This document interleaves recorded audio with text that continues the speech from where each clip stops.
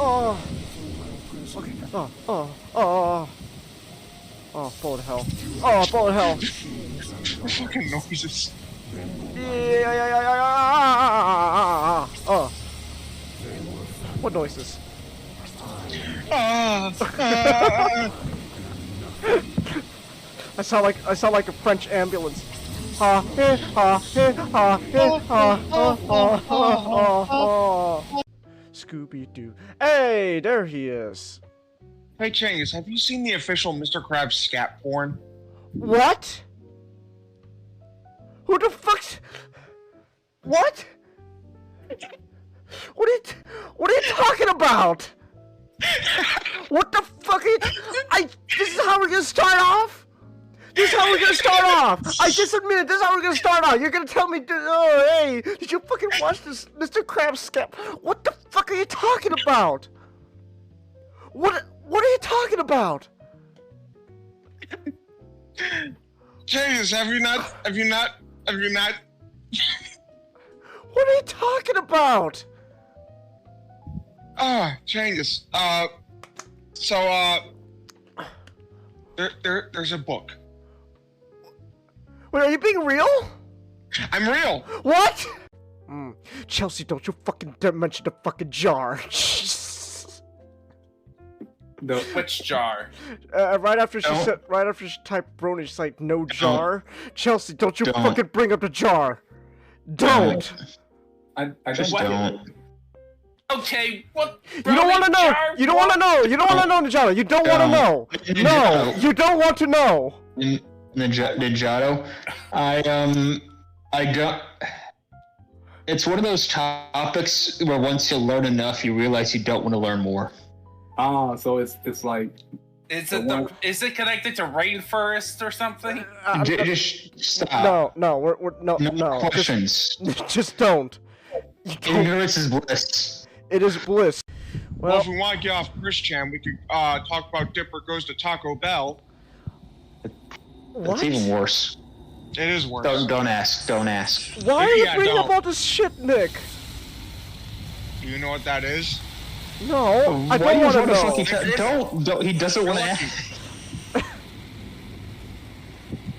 This is a highly emotional moment between my character and Walter, and you're talking about Christian and whatever this Dipper shit is.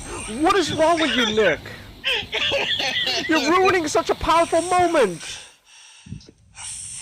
It's so powerful. You know, part of me feels sad. For Chris? No. No. What do you feel sad about then?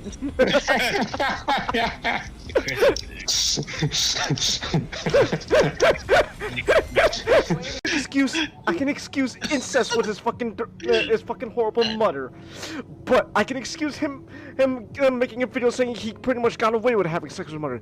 But a diss track, that's where I draw the line. They're holding hands.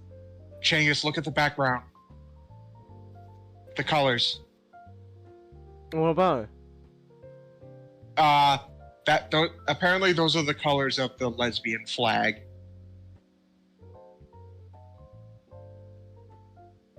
You can't tell, but I got a really big smile on my face right now. Let's fucking go. It's official. Let's go. This better be a fucking confirmation. It better be too. Let's go. Yeah. Hey, just in time, it's Pride Month. Yeah, To my eye. Oh.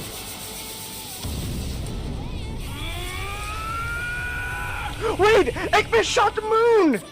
He pissed on the moon!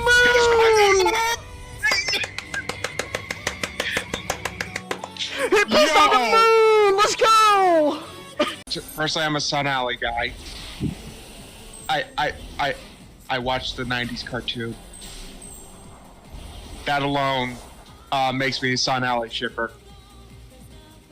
But if we're going by strictly games, Sylvains. Oh, and let's not forget Wispangle.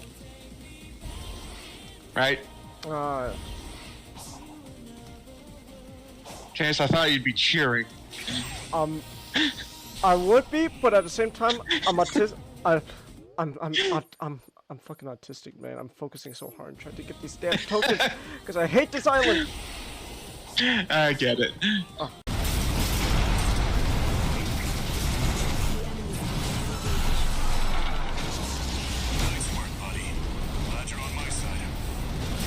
Come on.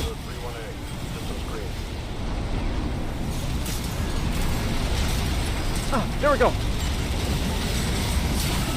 There we go! Nice teamwork, Rusty! Yeah! Teamwork! Yeah, what's the laser blade Rusty has? He got like a helicopter blade going on. It's like that was actually really cool. What blade do you got, Rusty? I want it.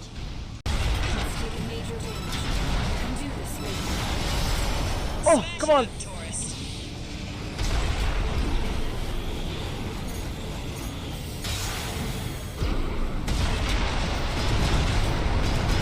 Oh! Oh my god, I can't deal with you. Oh! Here we go! Here we go! No problem. Wait, hold on! I'm sorry to interrupt. I'm about to kill this guy. I'm about to kill this guy. Come on! Come on! Fuck! Come on! Where is he? Where is he? Come on! Yeah! There we go! Oh my gosh, what an annoying boss smash tick. Fuck him. Now you know what you must do to the corpse, Chengus. Sodomy! Sodomy! Ugh. Fuck you!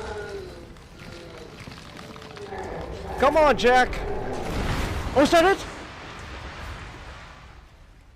Holy shit, that's the first time I beat a boss in Resident Evil for like in the first try.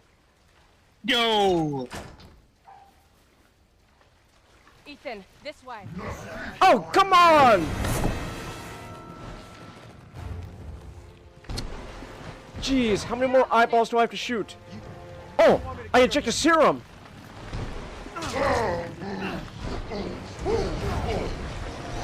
Oh! We got a cure Jack!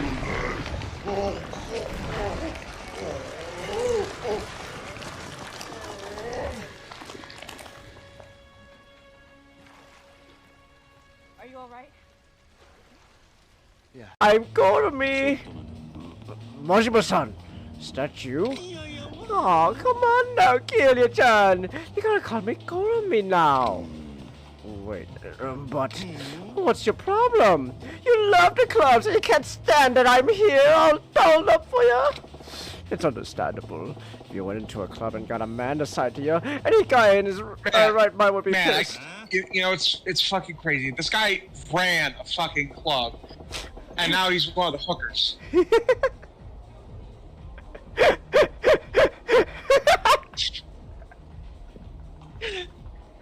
Man, how things have fallen.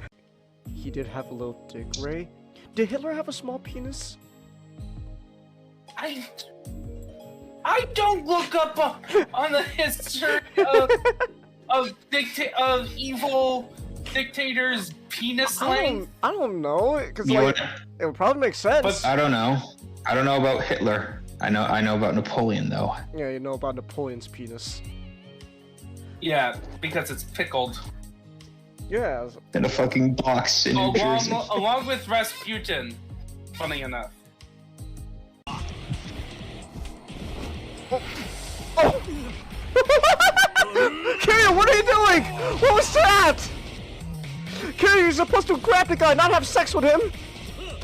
I thought you said it was like Hitler Stan. Oh, damn it. I was like, what? Lisa, I think Hitler was pretty cool. Bart, no! That was actually a pretty close Lisa Simpson. Yeah, do it again. Well, now with the pressure on me, I don't think I can. Coward. Mersh, check it out. I think Hitler's pretty cool. Homie, no! Actually, that's also a pretty good part. That's pretty good. I'll be heading off to bed. Kinda. Oh, have a good night, Comet. Night comment. Good night. What? What? Huh? I was just saying I was going to bed. Yeah, I said good night. What's Oh, sorry. Why are we getting confused here? What's going on? No, you said what? I thought you were talking to me. Because you said what first, then- so I got confused. No, you said what first? Oh, good night. Good night, I want to Clement. say goodnight! Oh my gosh. Ah. Okay. How dare you allude to me? And after I called you those slurs and everything.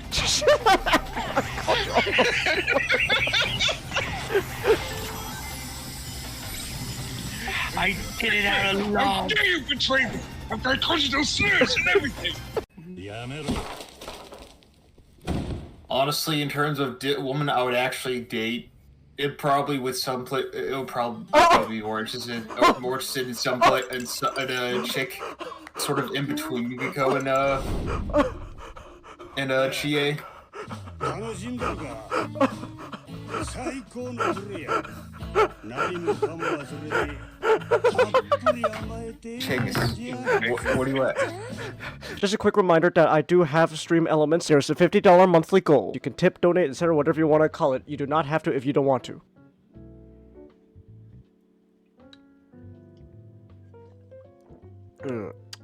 Alright. We should be unmuted. We should be. Ba ba ba ba ba ba. Oh wait, you guys are muted still. Hold on, let me fix that. There we go. Yeah! Woo! All right. Good evening, Good evening, bleepers.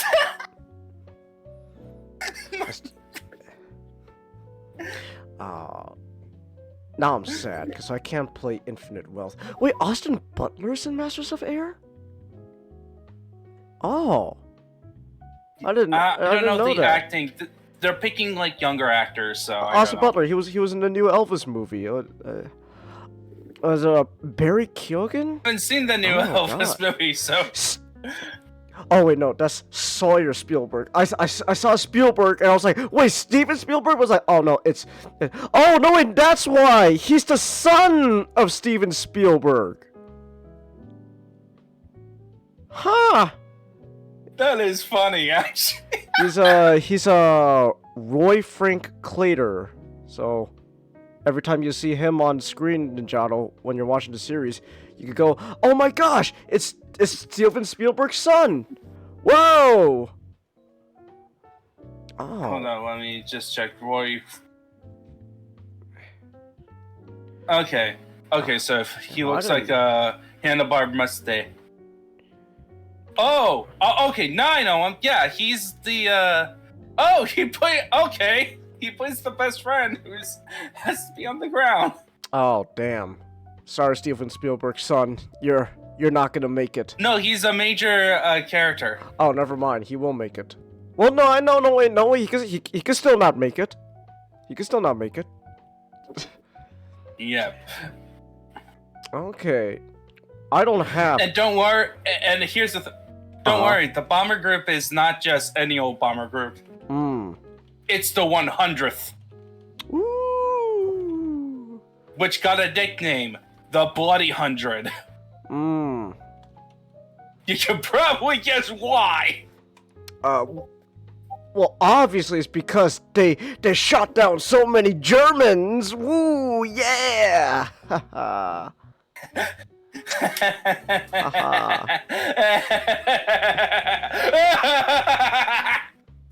It's gotta be the reason why they shot down those Germans. Woo.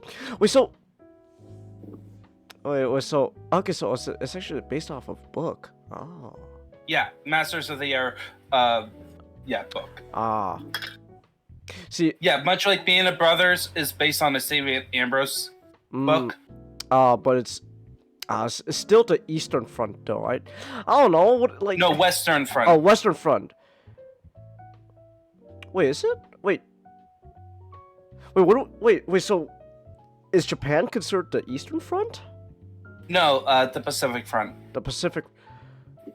Wait, why do we call Japan the Pacific Front, but then Because the Eastern Front is in reference to Germany and Russia. Huh. Because Germany and Russia is a very different beast compared to Germany versus Britain in America. Okay. One thing, there was less war crimes by both sides. They still happen, but it's significantly less. Huh. I don't know. I just consider, because like I called it. I thought it was like the Eastern Front, because like as in like, oh, it's Germany's east to us, and then the Japan and the Pacific would be the Western Front. That's what I thought. That was my logic. I didn't know like it was. That's not how they do that. Yeah. Yeah, in World War II, Eastern Front means Germany v. Russia, usually. Ah. And then Western Front is Allies Britain. versus Germany, and then the Pacific Theater is obvious. Yeah. Yeah. Okay. Oh, he's black. Oh, I didn't know Wait, that. Ray. no, he's not. What? He's not? Wait. Okay, I'm looking this up, guy, right now. Sawyer Spiel. Nah, he's white. He's white, Ray. He's white as they come. He's not black. Was it? I don't know, but there was that one World War II movie though about that like Red Tails. There we go, Red Tails. I saw Red Tails. Yeah, and so they are actually going to be making an appearance on the show. Oh, they are. Oh. Because part of their jobs was to protect bomber crews. Right. They're. Oh, so that's interesting. Oh. So I think they're gonna do like a little bit of history fudging, to have like at least have them involved with a raid with the 100th. But it's like one of those fudging where it's like it's it's like it's possible it's based on fact, but it's not like 100% accurate if they do. I like Red Tails. That was a fun movie. I actually have not seen it. I've actually came. Sorry. Oh, were you gonna? No. You were gonna say something? No. I was gonna change the topic. I was just say I watched Red Tails. I liked it. I just again, don't ask me about if it's accurate or not. I don't know. It's a Hollywood movie, so probably not. But like, I thought it was a fun movie. There's this one pilot in the movie I remember where the running gag was it's like, hey, give me strength, Black Jesus. And he has like a picture in his cockpit of like Black Jesus. It's like, give me strength, Black Jesus. So I thought that was funny. I just got back from watching Good Will Hunting. Oh, ooh, nice. Neat. Oh wow. I just got here Set in from Boston. watching. So, how did you like Matt Damon and Robin Williams smash stick? It was good. Yeah. I can't. Whenever I see Matt Damon was talking, I always was thinking of The Departed. The Departed. The Departed. Oh yeah. With Leonardo DiCaprio. Oh yeah, Good Will Hunting's a good movie. Yeah, it's I like that movie. Plus it's got Robin Williams. I call that a W. It's like, woo, he's good. Yeah. Where's my World War II movie with? Well, no, Robin Williams is not with us, so that's not possible. Matt Damon, when are you gonna be in a World War II movie? You could be with Ben Affleck again. God. Man, there's so many World War II stuff though. We need like Yeah, because so World War II is the most recent, the last Great War. Yeah. And also, we got a lot of information, and there's here's the thing: with all the World War II movies that we have released, we have enough material in history that we could make hundreds of more compelling World War II stories. But we need the important one. The Battle of Castle Litter. Yes, I want that film to be made. That is That's the one where it's like it's so wacky and so cool that you're like, this needs to be a movie. It's just a script. There's a plot of a movie. Oh, that's right, Ray. Ben Affleck was in Pearl Harbor. I keep forgetting that. Yeah, no. That might. Harper, let's talk up more about Itter. Come on, we can. Yeah, as Drake saying, use the last battle as the end credit song. In fact, make it the intro song. But you'll never get something make it the song that's playing when like the sort of the action, the big action scene where they're all fighting at the end. Yeah, and here. You can make that the trailer song as well. It's like that's your trailer. It's like here. Yeah, but I don't think they'll ever top that moment. My favorite moment from Pearl Harbor. Says, "What's going on up there? I think they started World War II." Yeah, because it's a dumb line. It's just a dumb line. Yeah, but it's a funny line. It's like they just started World War II. Yes, World War II just started when Japan attacked. And it wasn't going on beforehand, you know. As soon as Japan attacked, then here comes Hitler. Gosh.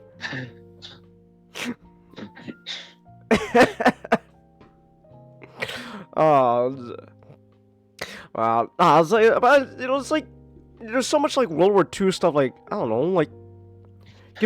I know World War I. I know World War One is starting to be a little bit more popular. Yeah. Yeah, because it starts out when World War One happened. That was before World War II. That was like the big genre of film you do. Yeah. And then World War II happened. Yeah, and then we don't get we have like very little like Vietnam stuff. So it's like no one wants to touch Vietnam. I mean, back in the day, we had a lot of. Yeah, but like But like nowadays, though, like I'm talking about like modern times. Nowadays, everyone just wants to do World War II. Because nobody wants to. Sorry. Nobody wants to touch Vietnam. If they wanted to do something like Vietnam, like the similar themes, they would pick a modern conflict. I understand, but like it's like you don't. I'm just saying you don't see anything like with like Nam nowadays. In fact, you don't really see much with like the. I don't know, like how many years till we could have a movie like a lot, like Hollywood makes just a slew of movies about like the Middle East. Like how many more years do we have to wait for that? Well, that's just been like if you wanted to do a war film in the modern day. You said it during the Middle East. You said it in the Middle East for a while now. What? All I'm saying is like I've seen so many World War II stuff, and it's like they all kind of just started like blend together. Like recently I saw I rewatched Saving Private Ryan. And, it was like it's a good movie. I liked it. It had Matt Damon. It had Matt Damon. It did have Matt Damon. Matt Damon. So I don't know. Like it just didn't have like I could see why people really liked the movie. Like I'm gonna be honest. There's it's all Western Front too. There's Well, yeah. rarely any Pacific theater or. Well, it's I very. don't know why you would. It's not just Western Front. It's a very Pacific style Western Front, where it's Western Front France. Yeah, it's always France. It's like Never Yeah, Italy, it's- never North Africa, mhm. never the Eastern Theater. I mean, you got like the occasional like Hacksaw Ridge, the Pacific Theater, but it's very yeah, rare. but no, it's like it's always specifically the Western Front and like in that like France area. It's like damn. We don't Because got it's the anything- least offensive. It's the least offensive area to do in World War II. Hmm. Holy shit! If they made an Eastern Front movie, or a Chinese front. Oh movie. god. There are a couple of Eastern Front films, and I heard like some of them are pretty screwed up. I I would wonder bet. why. I would. Yeah. Oh jeez. I didn't know the Eastern Front would be so messed up. Damn. Oh. Yeah. The closest thing to hell that humanity has ever achieved. Mm. It's like. But It's like you don't. It's just. Sorry. I Anything think Japan is the closest thing to hell. Sorry, Japan is the worst. I think Japan is the worst out of the three, but the fact that you have the Nazis and the Soviets fighting each other is worse than Japan by itself. I don't know. Japan has that unique brand of an atrocity that. I think the Soviets plus the I think Japan is number one. But the Soviets and the Nazis combined make things way worse. But I would like to see a Battle of Kursk. Battle of Kursk. I think it's the largest battle ever. Really? Well, Straight no, up. it's the largest tank battle. I think it's just the largest battle. I think it's just the largest battle ever. Let me the largest battle in history. I'm looking up Battle of Kursk. Okay. It was a battle of a tank. Yeah, it ultimately Now, became the largest tank battle in history and resulted in Soviet victory. I'm not gonna lie, that sounds like a fucking cool ass movie right there. It's like a tank movie in Battle of Kursk. Like, damn, that sounds awesome. Let's see. I'm trying to find. Okay, according to largest dark orb. Battle. Let me just go to number one. If it's not Battle of Stalingrad is they called Battle Stalingrad. Yeah. Oh yes, everyone's favorite. That is. Sorry. Everyone's favorite level in Call of Duty. That is not a movie you want to make for regular audiences. And what they call number two was the Battle of Berlin.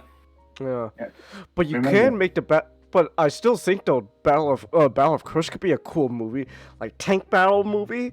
Like, damn, and it was a battle of tanks on Ukrainian steppe. Ooh. So basically, just a sea of grass with hordes of tanks battling on it. You know, on second thought, maybe hold off just a bit until you make a Battle of Kursk movie. I think Ukraine's still a hot topic. Yeah, but so there are other. I think it can do. Hold on, one at a time. I think it can do a Kursk battle, even if it's set in Ukraine, without involving the politics, because it's the politics of the Ukrainian war is not really set up right for the Battle of Kursk. Yeah. Okay. But so here are the other. So after Berlin, number two, number three is the Somme offensive in World War I. Oh. which was happening during number 4's battle, the Battle of Verdun. And then number 5 is the Battle of Changping back in the fucking Chinese would make it onto this list. Yeah, because they have so many people. Normandy is after that. China's warfare is the epitome of, for most of it, is the epitome of think harder, not smarter. And then after Changping, Normandy, followed by Kiev. Kiev. Yep, and then number 8. Which battle, Kiev? The one in 41. Okay. Number 8 after Kiev is the Battle of Wuhan in the Second Sino-Japanese War in 1938.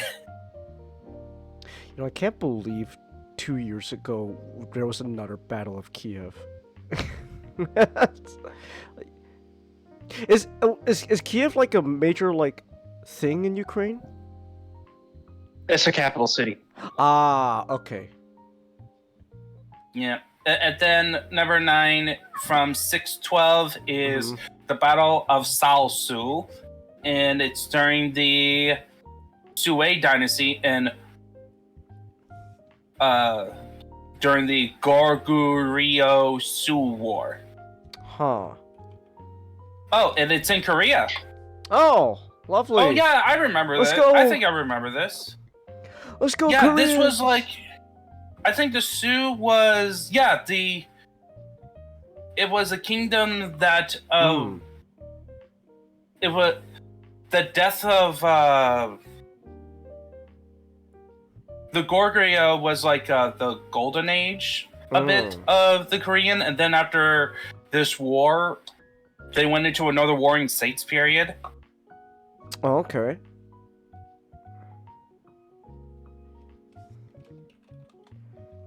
Don't worry, Chelsea. I don't know my history either. We're in the same boat. We're in the same boat, Chelsea. You're both equally cringe. Let's go! Cringe! What was the largest conflict in the Middle East? Let me check. Okay, largest. There's a lot of fucking conflicts in the Middle East too. Yeah, but I'm curious now. Wasn't Fallujah was a big deal, right? That was like a big deal. So the bloodiest for the Middle East. They're labeling it from 1945 as the Iran-Iraq War, but I'm not sure if I heard that one was particularly bloody. Yeah, I'm not sure about in general war, throughout the entire history of the Middle East, but there's just so many wars in that area. Let's How did the Soviets not fall sooner, anime guy? Well, I mean, it didn't help Jimmy that... Carter. Anime guy.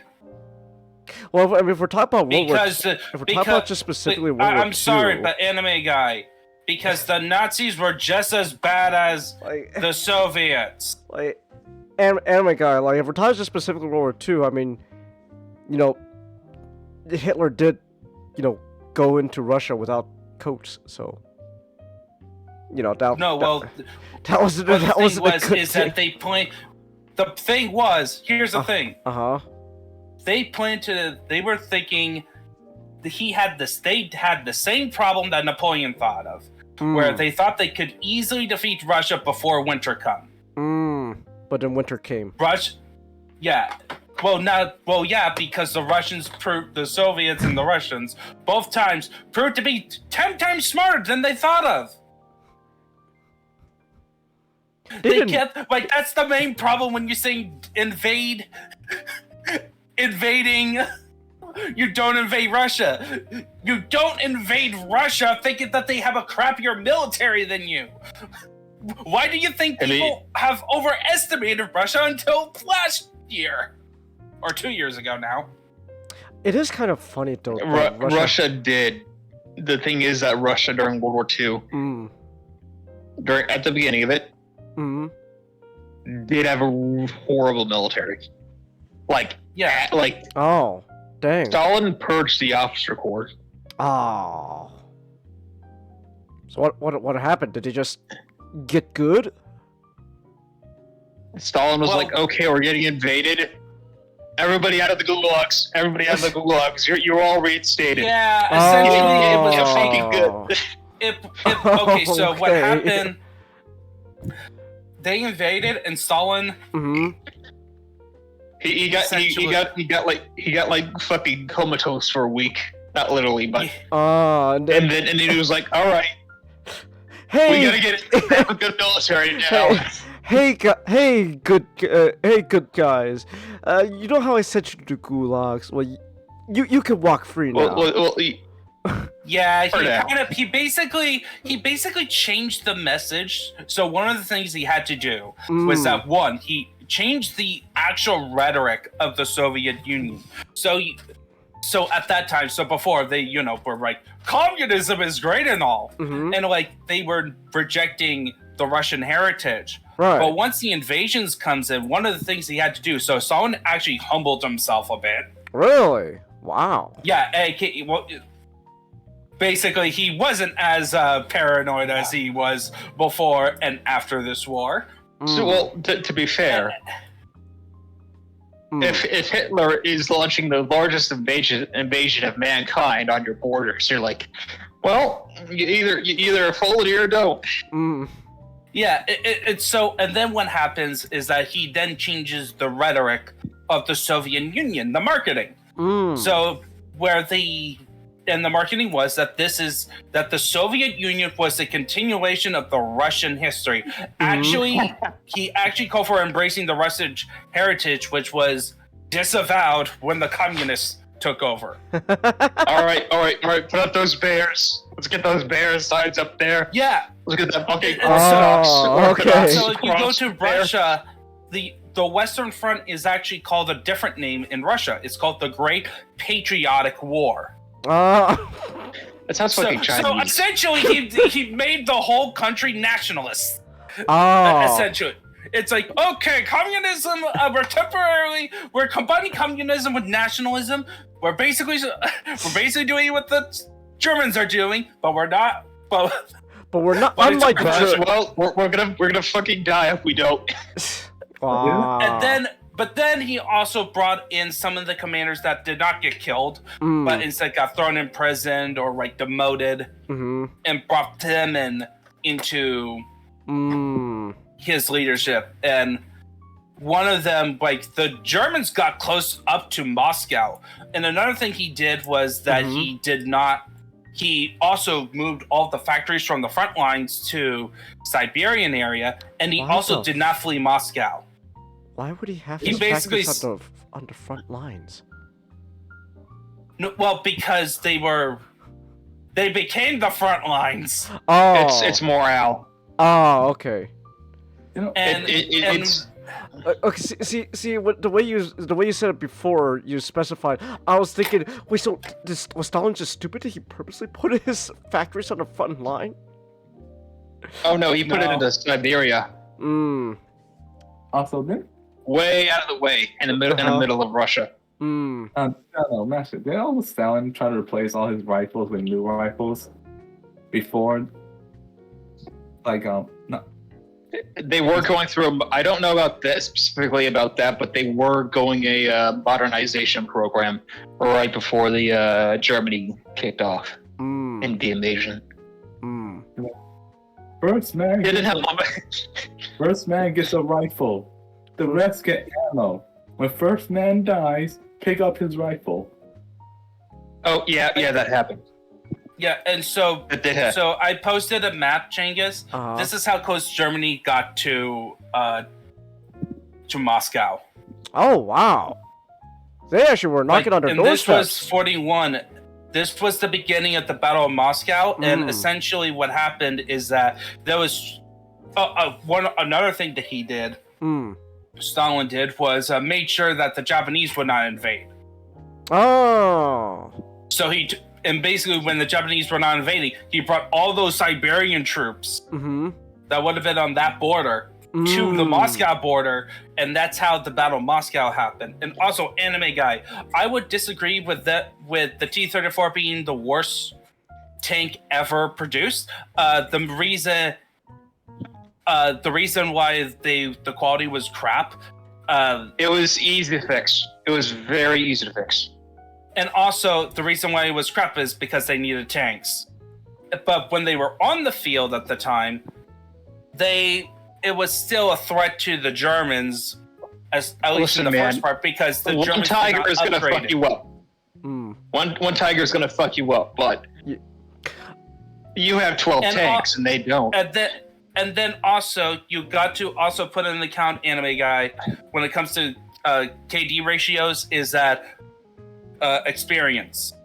A lot of the Russian tankers and stuff were green compared to the Germans, who have been veterans in wars and knew their stuff. It doesn't matter how fancy the tank is if it's expensive to make. Wasn't the appeal of the Sherman was that it was easily mass produced? Yeah. Well, also it's easy to mass produce, but it also was versatile in its design. You know what's funny about the Sherman? It reminds me of the GM a little bit. Oh, a little bit. I think about it. Like, all the GM variants in World War and the 1 Year War use the same chassis.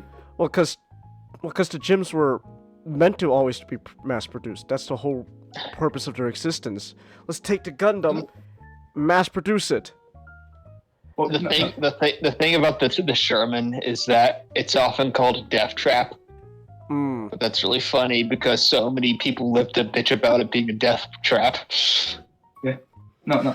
You know what I'm reminded of though? I'm reminded of this Twitter post I saw where like some like it was like there was like a thread on like tanks or something, and then like a quote retweet was like some guy's like, I remember playing like some like tank simulator, maybe like World Tank something, and I remember there was for one of the things in the game I had to repair a tank. It's like, I fucking swear to God, every time I had to fix a tiger, I slowly understood why the Germans lost.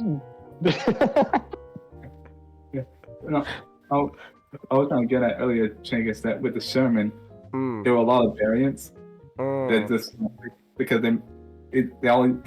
what they essentially did with all the variants, they just add a bunch of stuff to the standard Sherman chassis. They call it, same with the GM, like with the GM land combat, they just add a bunch of armor as the dressers and just call it a day.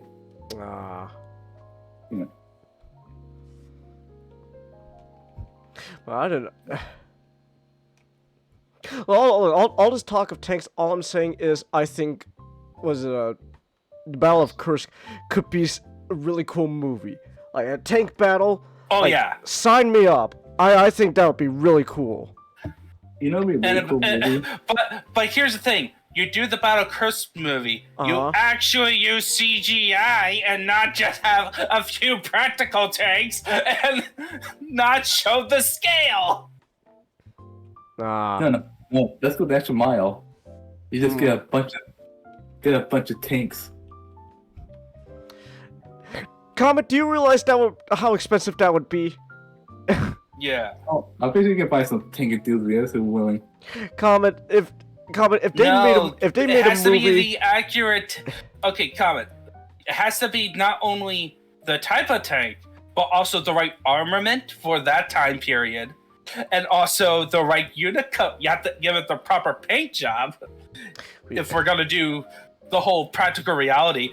Stuff that you can easily do if it is digital on a computer. Plus, not to mention the most glaring issue, cost. You know how expensive it would be to, get a bunch of tanks, refurbish it and all that, get able to, roll and all that. Like, that'd be expensive. That's an expensive movie, Derek Comet. It's like, oh my goodness, the price, like with the like if it is all CGI though, like depending on who's like in charge of the movie and stuff, it could be cheaper unless they do what Hollywood's doing now and just pour $200 million budget dollar into a movie for all this visual effects stuff that honestly it doesn't really turn out to be all that much because all the visual effects artists get overworked. Well, yeah, if it's the $200 million into the film and you have the workers, properly paced, it would be better. Yeah, but no, instead they're always overworked and rushed. That's a lot of the problem with the movies nowadays. Which again, it's such fascinating to me how Godzilla -1, which I guess it could also tie into my topic, is like they had like less than so the budget is nothing compared to like what most Hollywood movies are nowadays.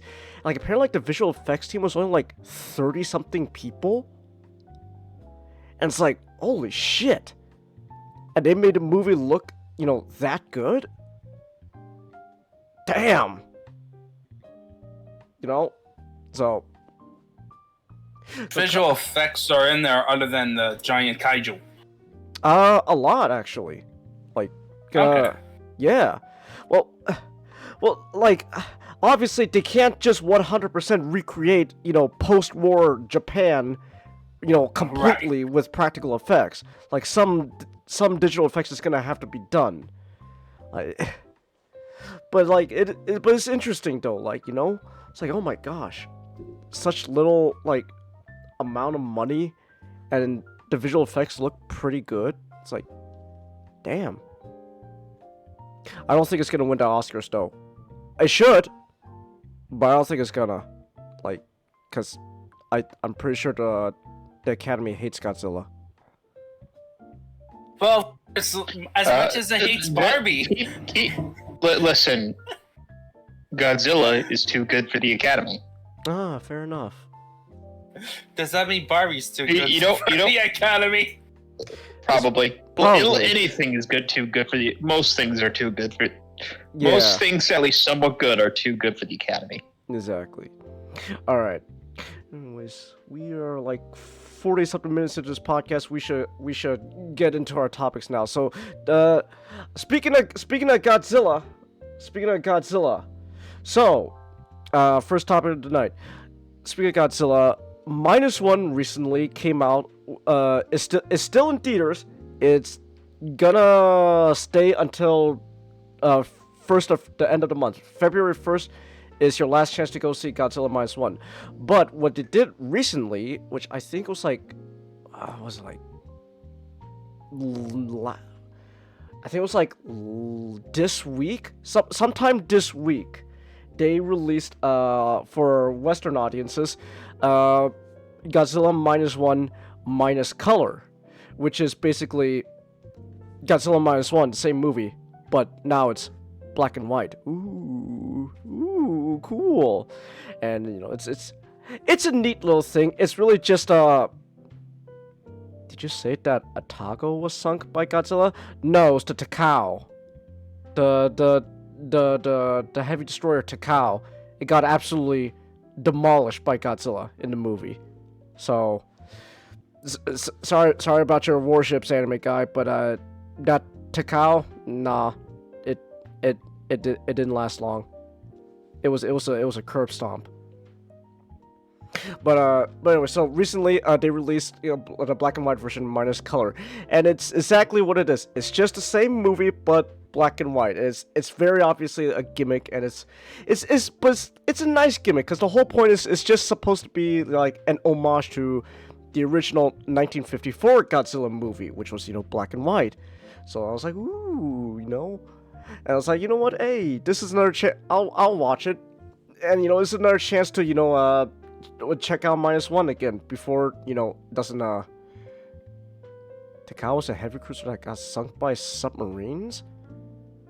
Well, anime guy, like, to be fair, history's gonna be skewed. I don't think the history book said anything about Godzilla appearing after the tail end of World War II. So,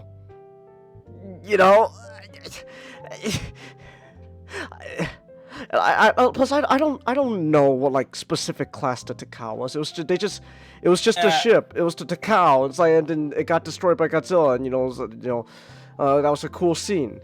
So history's gonna be skewed, anime guy, once a giant radioactive monster starts stopping on the doorsteps of Ginza. So, But anyway, anyways, the whole point was, though, it's just, it's just a black and white version meant to homage the original Godzilla movie. I'm not gonna spend too much time on this. This is really just, an aesthetic change at all of this. I think the thing I took away from this, though, was I think it's a neat thing. Some things do, honestly, in my opinion, work better in black and white than in color, and then there are scenes where I think it's the opposite effect. One thing I do want to say is, at least to me, in the black and white version, there were some scenes where it actually kind of made Godzilla easier to see on screen. I don't know why. So like I guess I'm gonna talk about spoilers for -1. If you haven't seen it yet, go do so. But like the opening sequence on like Odo Island when Godzilla's killing all the guys there and stuff. It's a whole sequence that takes place at night. And so you would think, oh, black and white, it's gonna be kind of harder to see Godzilla. But no, it was actually kind of easier to see what was going on there. So I thought, oh, that's kind of interesting. He's So I was like, ooh, that's cool. And then there's another scene where like I think really is interesting when it comes to black and white, where when Godzilla's chasing down the Shinseimaru in the ocean, it's this really nice contrast in black and white, where like the sky and the water's kind of more white, and then there's Godzilla, like this big mass of like black and gray, and like it pops out, and it just really like makes him stand out. And I thought that's a neat scene, that's cool. So it's really like aesthetic changes. And then there's another cool scene I thought in black and white that I thought this was really neat, which is when Godzilla destroys Ginza, where when he unleashes his atomic breath, it's like, woo, oh gosh, and then as he's like roaring in triumph at the big atomic cloud he just he made, like the lighting in black and white's really cool, because he's like illuminated, like there's like white highlights on him illuminating him, but meanwhile he's overcome the nuclear explosion, but meanwhile our man Koichi, he's mostly in the shadows, and as he's crying, it's like, oh gosh, no, the despair. And I thought, ooh, that's a really neat way of using black and white to highlight the feeling of a scene. But then there are some scenes that I think didn't work as well in black and white.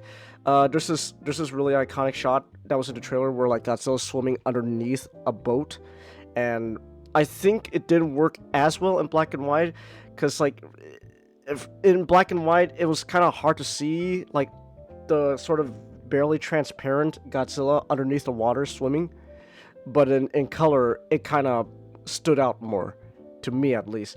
There's another scene where like there's like this, or Koichi has like this dream sequence where like it's like he's having a nightmare, and then like Godzilla's all lit up like because like there's fire going on, fire's like lighting him up, but he's so lit up by the fires that like he kind of appears like just mostly white.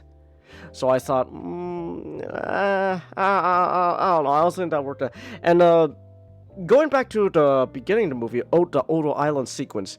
So, like I said, how like it was kind of interesting to see Godzilla kind of popped out more in black and white.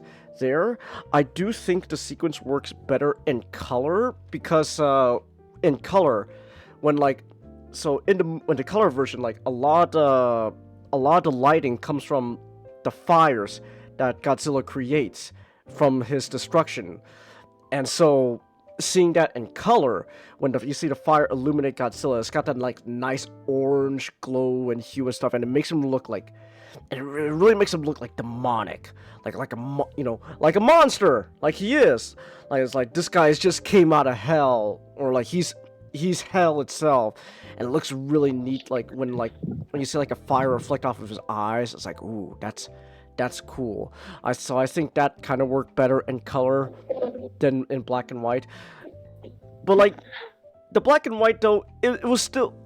Oh, I do say though, I think the atomic breath sequences in black and white though actually do look really cool, because it is not only does it look like the original 1954 Godzilla movie, but like it really helps pop out because mostly Godzilla in black and white, he's mostly black and dark gray, and so when his spine starts lighting up this like big nice white glow, like it really pops out. It's like, oh gosh. So and then another thing I found really interesting about the black and white version, at least to me, was how the lighting changes on like certain characters. Because so you know how like the human body, like the ridges where your eyebrows are, they always cast a natural shadow over your eyes, and so it's always going to be there. But in black and white, there's some scenes where they kind of accentuate that shadow, so it looks like some characters like there's just a really dark shadow underneath their eyes that kind of gives the look of like they're tired or exhausted, or just downright depressed, which works especially for the character Koichi, because like he's just suffering throughout the whole movie. So it's really cool. And the thing is also, I hate seeing this. Some people are still calling the black and white version, so they just put a filter over the movie. Like it's not just a filter. It's not just a filter. Like they actually went into the movie itself, and they had to like adjust scenes manually to have like the contrast of lighting change here and there, so that way stuff pops out more. Like there's videos out there that show the difference between like the minus color version and just simply putting a filter over the original movie. So but like overall though, the minus color is just another neat version of way to see Godzilla -1. I think it's really just an aesthetic change. I think it's a neat aesthetic change. And again, I think some of it works better in black and white, and some of it works better originally in just color. So I have no idea if any of you guys understood all what I'm saying. I understand 50% of it. Okay, good. That's good enough. Like, I'm just sitting here nodding my head. I probably sound like one of those like pretentious like artsy fartsy people. Like, oh, you can see how the. You sound more like Charlie at his talking about Pepe Sylvia to me. Pepe Sylvia. Like, can we talk about the news, especially? I've been trying to talk to you about the mail. But no, but yeah, like it. But overall, though, it's really just an aesthetic change, and it's just, at least to me, I was able to notice certain like differences. It's how like a simple change in lighting and color can change how you view certain scenes. So I think that's really neat. And yeah, this isn't really going to be a very long topic. It was just something I wanted to talk about. You can still watch Godzilla -1 though, like in color or without color, until again the end of the month. Like February 1st is your last day to see Godzilla -1. I do say watch in theaters though. Don't just wait for it to like come on streaming or Blu-ray. Like, I do think this is a theater experience worthy movie, at least to me. So, but yeah. All right. Okay, this is gonna depend on how I transition. Are we which one do you want to talk about first, Ninjato? Let's just get to the bombs. Let's get to bombing. Okay, so so Godzilla Minus One was a post World War II movie. So speaking of World War II, we've been talking about World War II for the past hour, so let's just continue. Let's continue talking about World War II. So all right, so Messers of the Air is the return of Tom Hanks and Steven Spielberg making another World War II TV show. So, almost everyone should know about Band of Brothers. They also did The Pacific, not as successful, but I still by a long shot. I still want to see The Pacific, though. I still need to finish Band of Brothers. I need to finish Band of Brothers, and watch The Pacific. But Band of Brothers is so good. I end up rewatching the first couple episodes every year around D-Day. Yeah, you don't finish it. You don't finish it. Sorry. No, I've watched the first couple. No, well, it's I keep forgetting. I need to push myself to just. Yes, it's funny. Okay. It is funny. I have seen Band of Brothers front to back it's like 2 times now. So, but yeah, it is. Band of Brothers is one of those shows I end up rewatching here and there. But I do need to. I need to sit down and watch The Pacific though.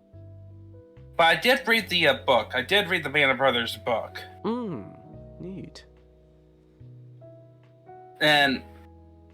But anyway, so this is not about paratroopers, and this is not about Marines. This is about bomber pilots. So, a topic that I had little knowledge of. My great-grandfather fought in World War II as a gunner in a bomber plane. Damn. That's hardcore. Yeah, so the first 2 episodes got released. I only managed to watch the first one. Mm-hmm. Because they're an hour long a piece.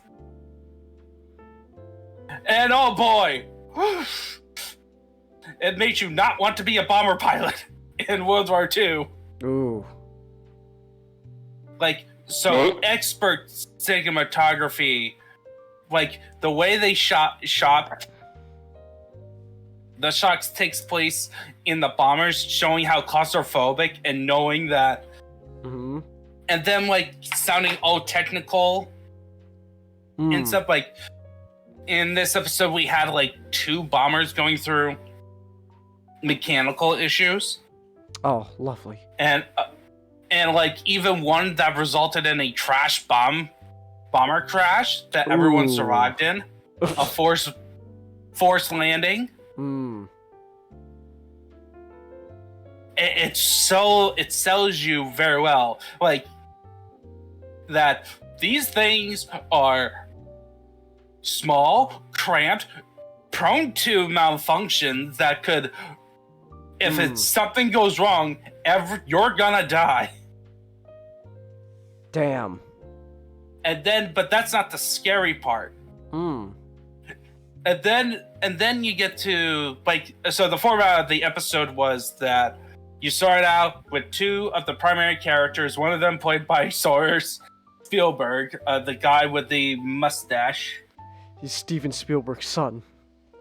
Yeah, so the front man and then the guy to his right are, like, you first introduced. They're best friends.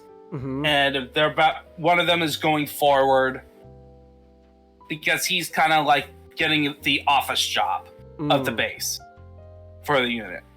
Though he wanted he's set up to be wanting to be on the actual planes. You don't want to himself. You don't want to be on a plane. Yeah. Like, so as opposed to, like, the first Band of Brothers where you go through boot camp, you don't go through boot camp at all. Instead, the emphasis is on the challenges and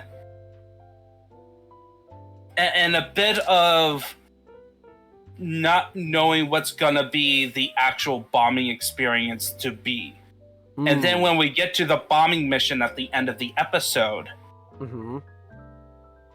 you get a failed bombing mission because they couldn't see their target. And this is after minutes of going through flak fire.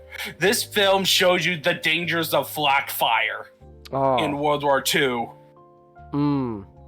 So you know how in a lot of World War II films or like in sci-fi films where you have explosions in the airs, you think, oh yeah, it's like, yeah, you can just walk through it. No, in this one, oh no. Okay. Like the guy in the ball turret, like saying like prayers, which I'm surprised that we got a higher presence of religion in this one. But like he's saying like the Lord's Prayer, and after that, a shrapnel goes through his ball turret window and nearly took him out.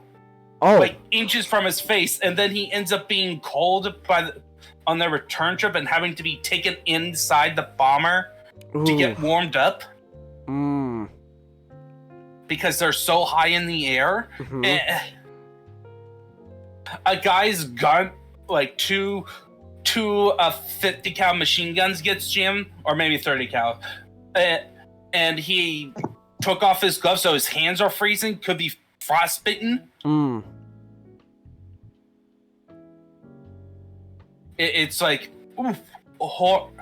it shows you the horrors on the flak fire, and then the worst part is when there's no flak fire. Really? You want to know why? Why? Messerschmitts. The planes. Oh. Okay. Yeah, end of the episode, they went off with 19. And they came back with only 15. And 35 men got killed on a failed bombing run where they dropped all their bombs in the ocean. Oof. That's rough, buddy. That's a F in the chat. F in the not the chats, but the billboard boys. That's rough, buddy. It's. Yikes. It definitely gave me respect more about about the bombing campaign. On that, and so what the story is going to be focusing on is that it's bomber pilots, but specifically, it's the 100th bomb group, which got the nickname Bloody 100. Because they received the highest casualty rate during the entire war.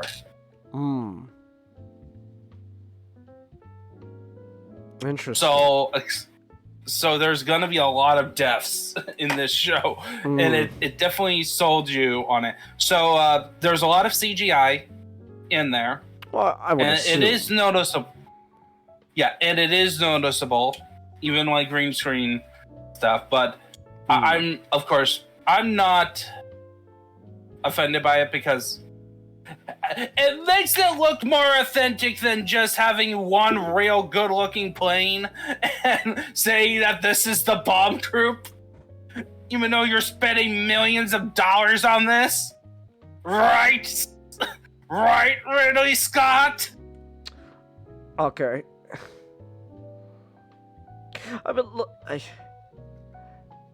I mean, I wouldn't be worried about like the CGI. Like it's a TV show budget. Like, but they're not gonna have that $200 million plus money that a lot of movies are having right now.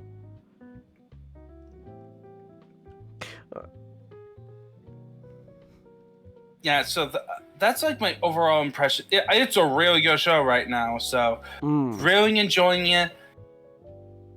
It's gonna be quite hard to top Band of Brothers, so that's the only issue I have with it. Is like, oh, what did you top with it?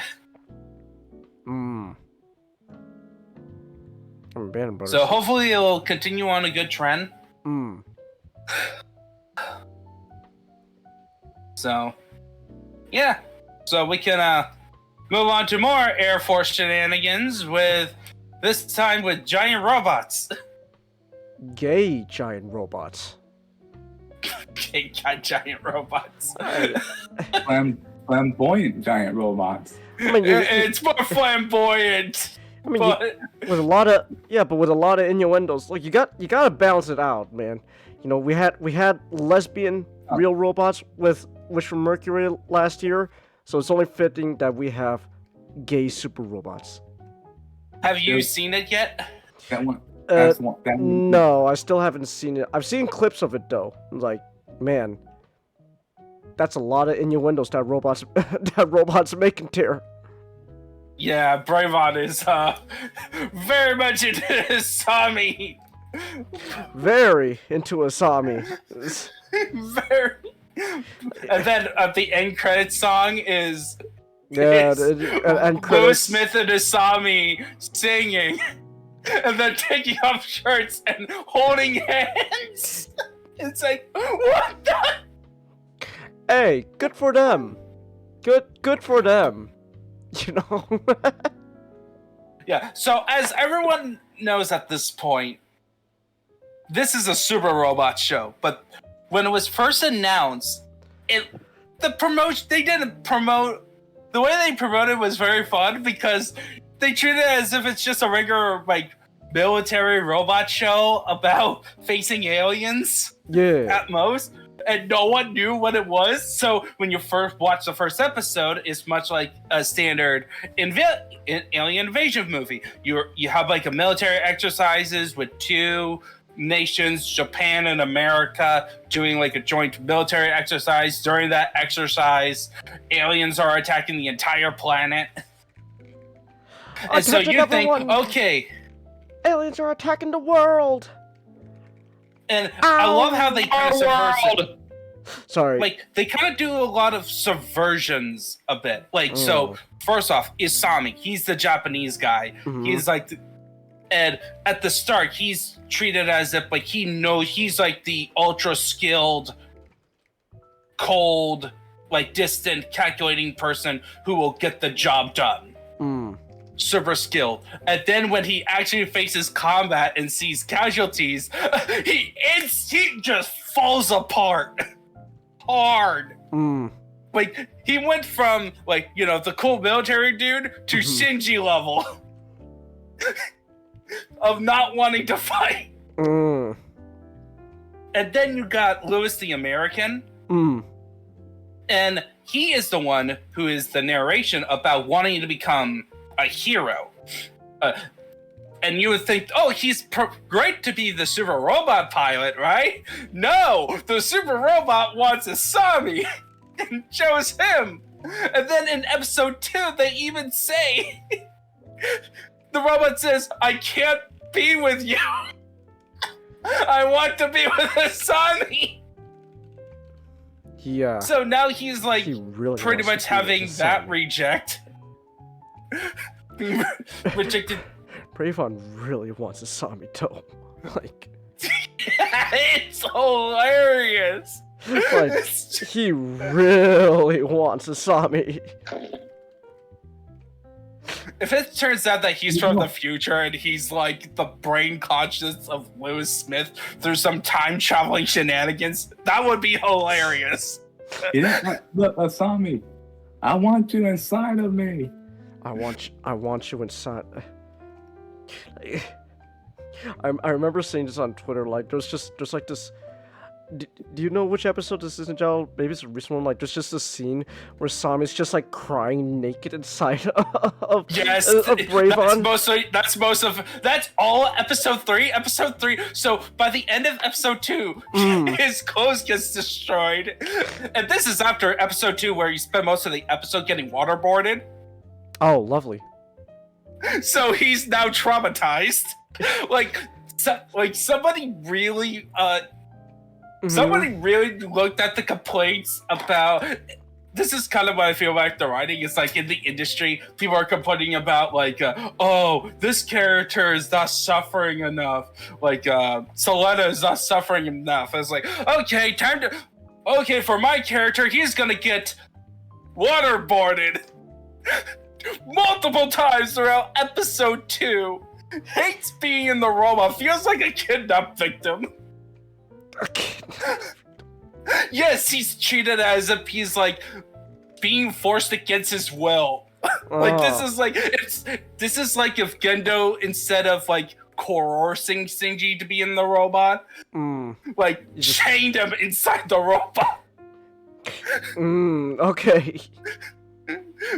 Even though it's treated as more human, he sort of does it, but it was because of the situation. So he's just stuck inside the robot for episode 3, while Lewis is having his fun shenanigans of meeting the girl that's hugging him on the waist in the cover on the streets. And what? Is her name Clark? No, she's now goes by Lulu. But he clearly can tell she's an alien. She's she comes from the same creatures that are attacking Earth. So he tries to take her to the doctor lady. And she was like, I'm too busy. She's a civilian. She just automatically assumes she's a civilian, while the whole scene he's trying to say, I think she's the enemy here. So he's like, okay, I can't leave her at the base. If she's an enemy, I can't leave her at the base or near civilians. Gotta put her in the motel. And then, so episode 3 is basically all the jokes about the anime tropes about weird sexual positions about a guy. And it kind of subverts it. The first one is a guy walking into the women's locker room. But in the context there, Lewis is so exhausted and doesn't give a crap that he just stares at the 2 lady characters who are in on their underwear, and then he's he doesn't register. He only registered they spoke, and he walks away. And one of the ladies goes, "I wanted a reaction from him." And then it gets even funnier. So. Alien girl. So while Bravon is fighting an underwater alien, he is actually in the hotel room trying to save the girl because he thought she's dying, and she's trying to remove the clothes just as she wakes up and gets into combat mode. So they end up fighting. Meanwhile, they cut to a couple thinking that they're having they're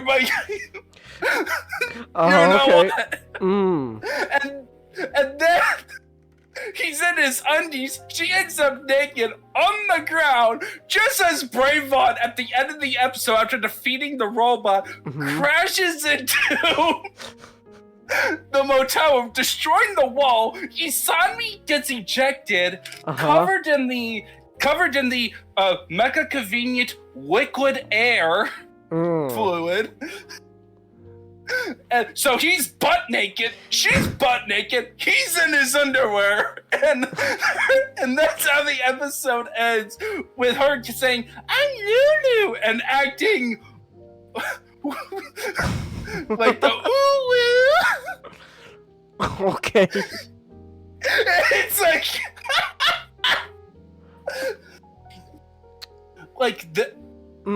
this episode 3 is basically made me wanted to talk about this. This is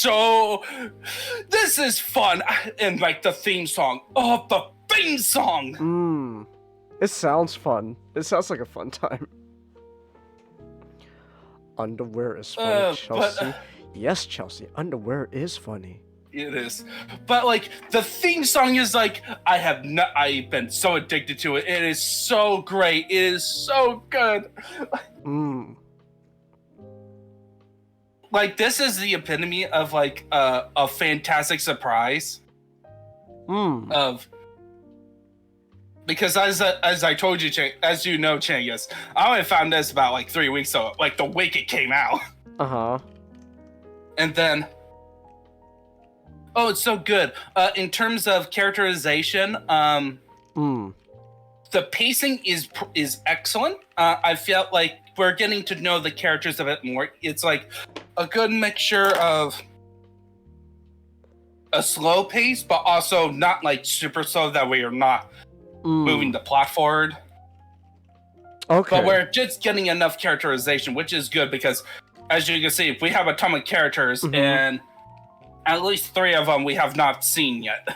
Like the 2 girls on the far left image, like the redhead and the blonde, and then the guy in the red shirt behind the commander and the blonde American woman. Okay. That's who we haven't seen yet. But yeah, by the way, their commander is a black dude. Very cool. Yeah, which is also he's like the naval officer. Oh, you gonna say something, Meshnik? Is this a standard black dude look? No. What, I don't. With the cringe haircut? No. Oh no, I meant like the Japanese like black guy. Oh, I don't know. Like, no, vaguely racist. No, not that type of job. It's been a long time since those days. Yeah. I think Japan's finally learned to move on from that, Mashtik. What do you mean, boo? It's really funny. It is funny, but you know, Mashtik, it's 2024. Come on, we gotta go with the cares? Come on. There'll be an anime next at least year.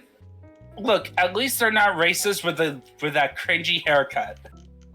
Yeah. Okay, yeah, that'd be horrible. With the Killmonger haircut. Yeah, if they give them the haircut though, then I'd be like, no, this is terrible design.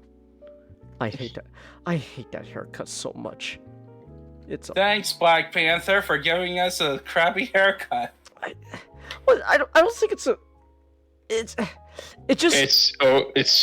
oversaturated. That's what it is. Like, they just put it on every African character nowadays.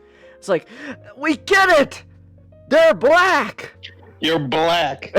I'm black, y'all. And I'm black, y'all. And I'm big black, and I'm black, y'all.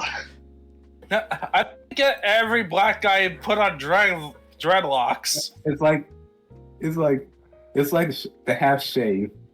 You know? Yeah, it's good. I hate it's good. Yeah, it's good once in a while. But when you put it on every single character. I hate the half-shave haircut. That's an atrocious haircut right there. Like, all I gotta say is either shave both sides or don't shave at all. I like my symmetry. That's that right there. That is unforgivable haircut. I will automatically deem you a bad character design if you have that haircut. I can't stand that haircut. Unless they do creatively, like one side got burned, so all the hair follicles got sealed shut.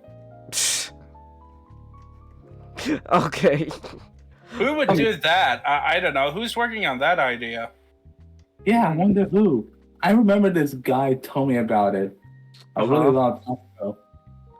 I wonder if he's still around. Huh. His name escaped me. I know it's like it ends with an O.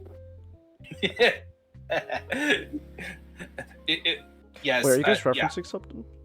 Yeah, I'm referencing my own work that I'm working on. Oh, that's right. Yeah, I forgot you were gonna play on that. Okay. Yeah, and actually going through story work, she's actually gonna be the antagonist in the first book. Oh, the love interest antagonist in the first one. The Demon King's the one who's gonna get the half-shave hair. Okay. Yeah, Demon King / Queen. Demon King's just the title. Yeah, Demon Lord. demon. Wagamao. Don't you mean Wagamao, Comet? Wagamao. Wagamao. Oh, Magio. Alright. This show sounds fun. I'm not gonna lie. It is. You're selling me on it. Yes, this show is awesome, and of course, it's also animation's great, even though it's 3D robots. I don't care. It's Obari. Obari's mecha designs is in full swing. Well, I mean, mecha nowadays is just gonna mostly be 3D. Like was it the new Gundam Seed movie? That's all 3D. That's all 3D. So. I have not seen the new Gundam Seed movies mech designs. I just hear it's like, oh, it's the same.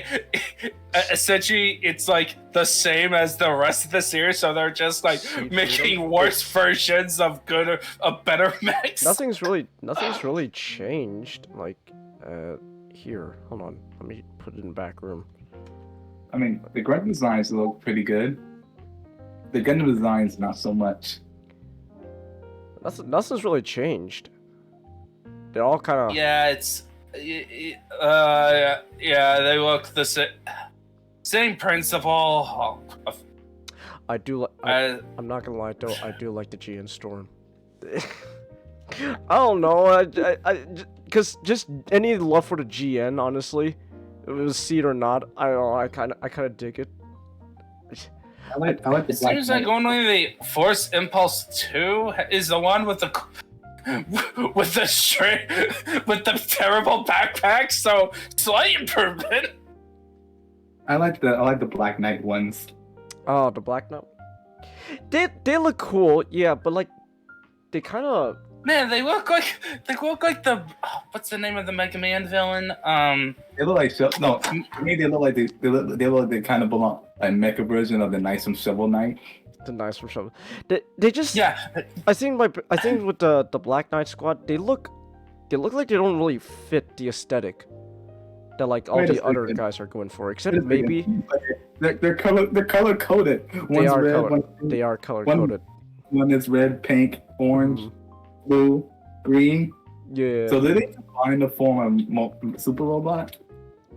Honestly, I'm not gonna lie. If they do that, if that is true, I might actually watch Seed Freedom, just for that. I'm not gonna lie.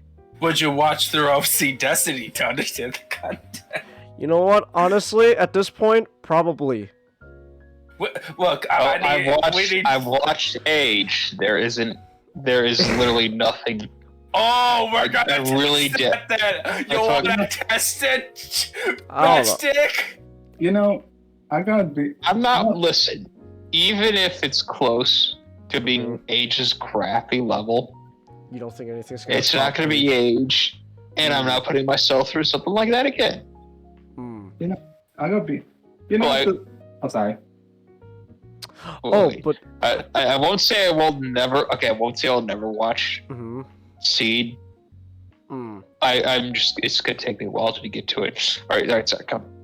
Okay, you know the Immortal Freedom. I mean the Immortal Justice Gundam and the Rising Freedom Gundam look like such downgrades. They don't look right at all. I should like Immortal Justice though.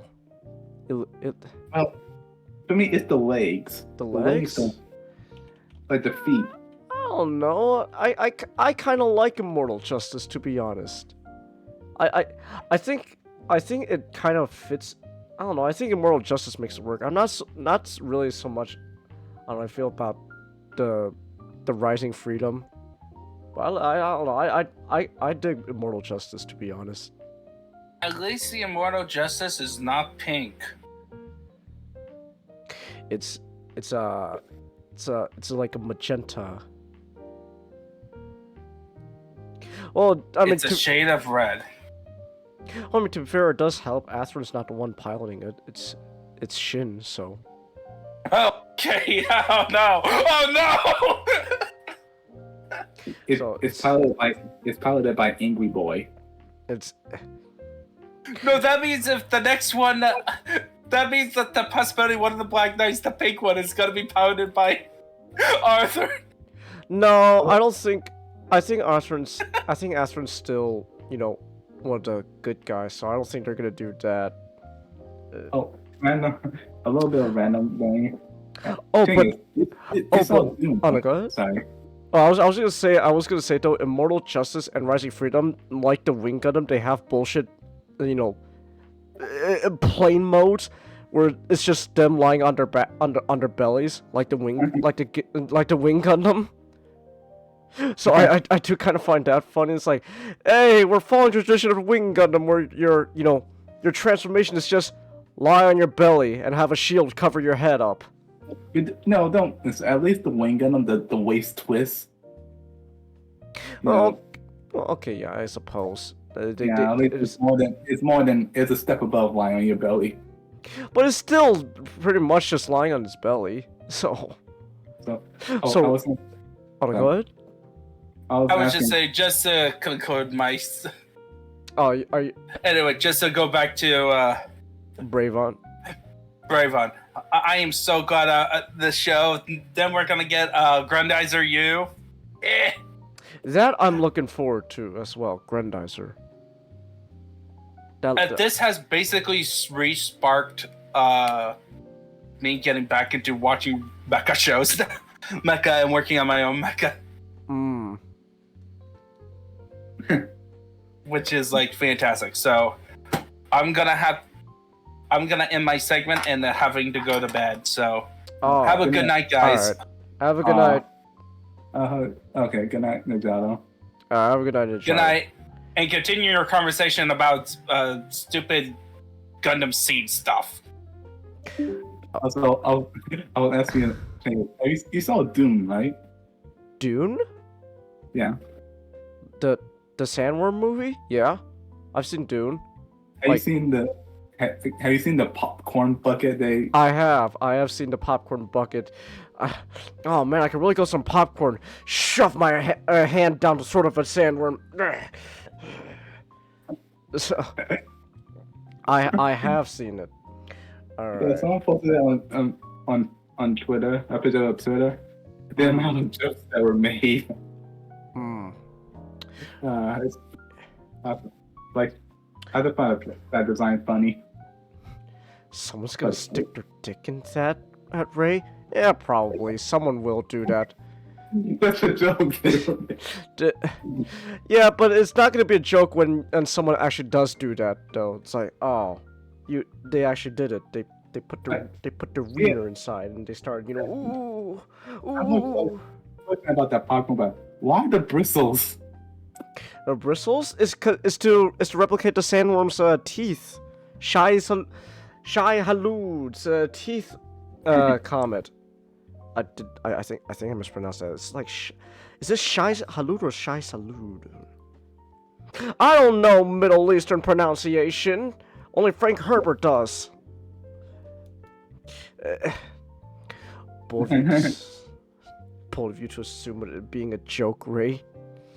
Yeah, bold of you to assume. People are stupid and horny enough. They are. They are.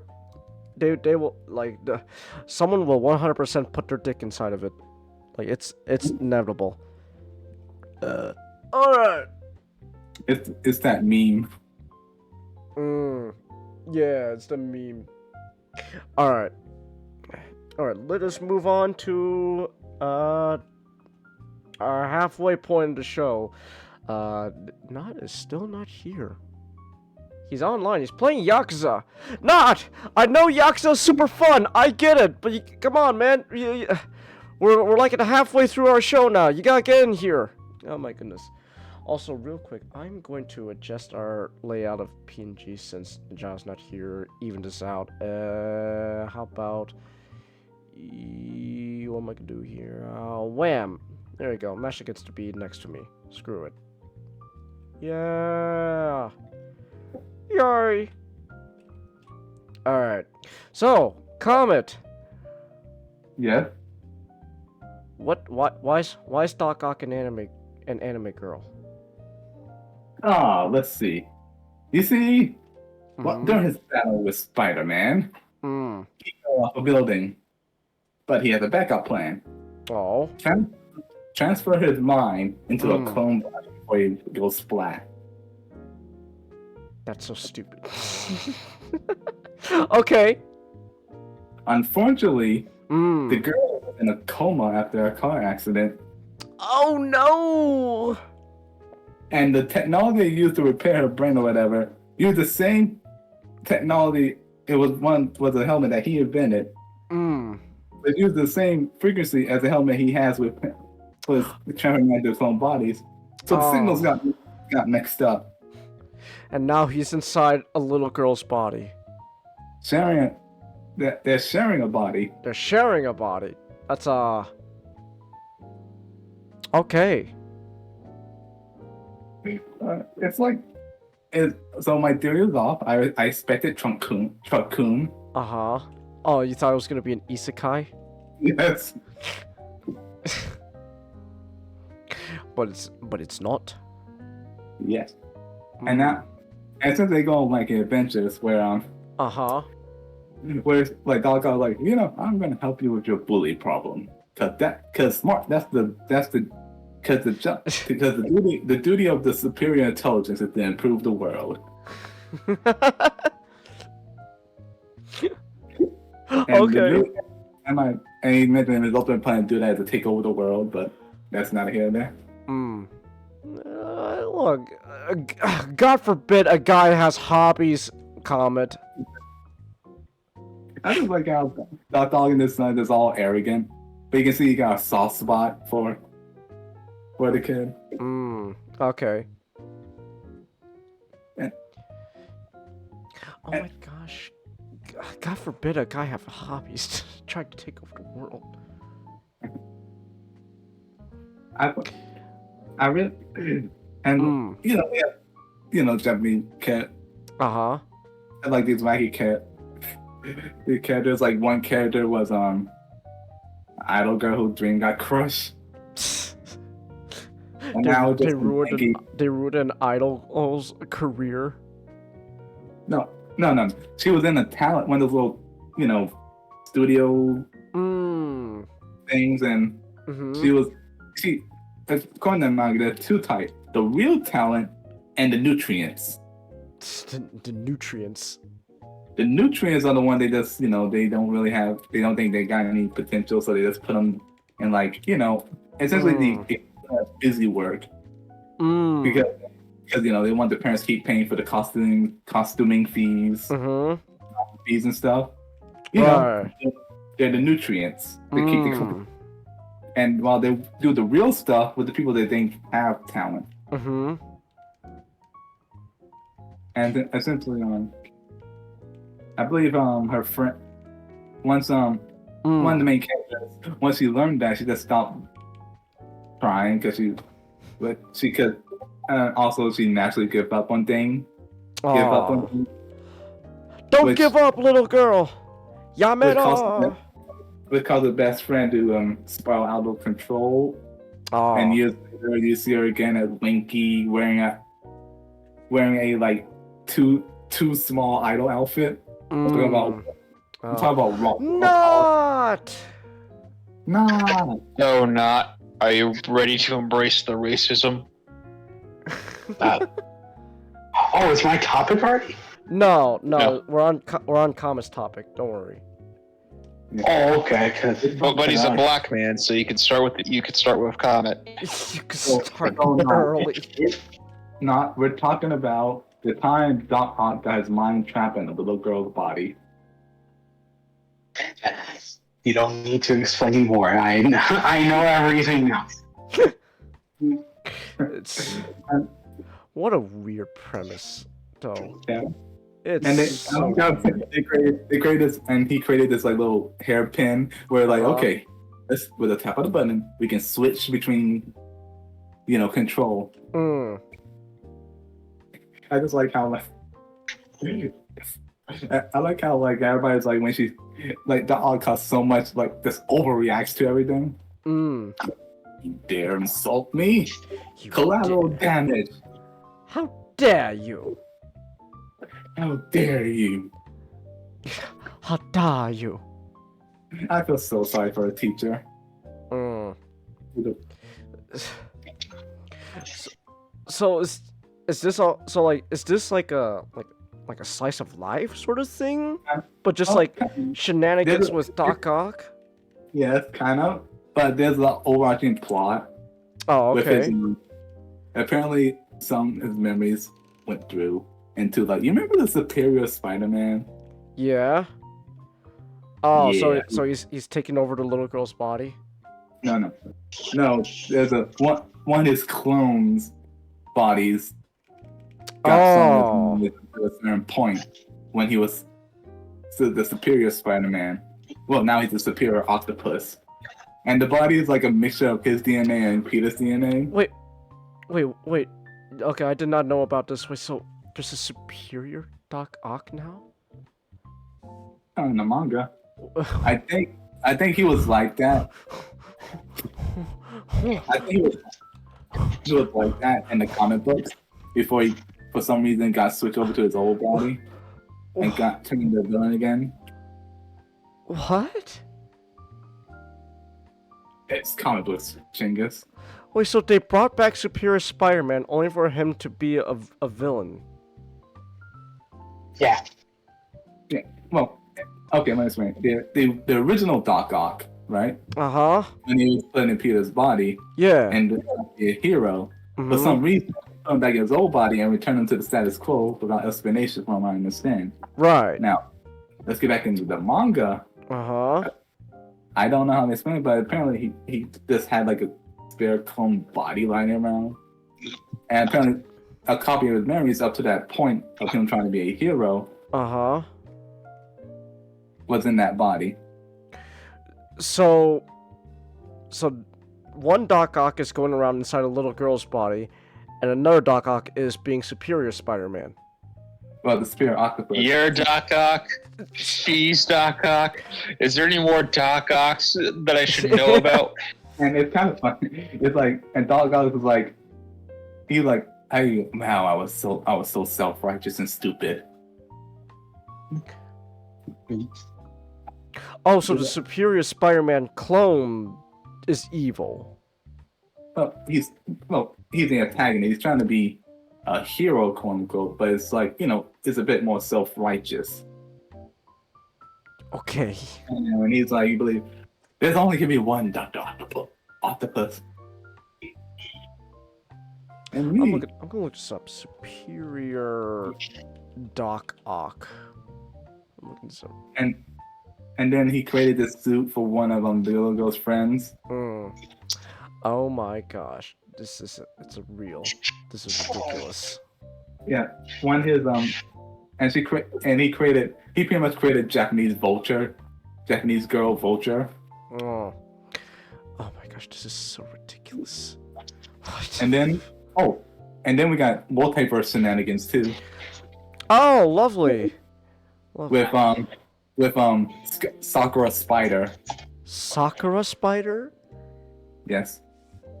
Also, fun fact: this manga is made by the same guy who did My Hero Vigilante.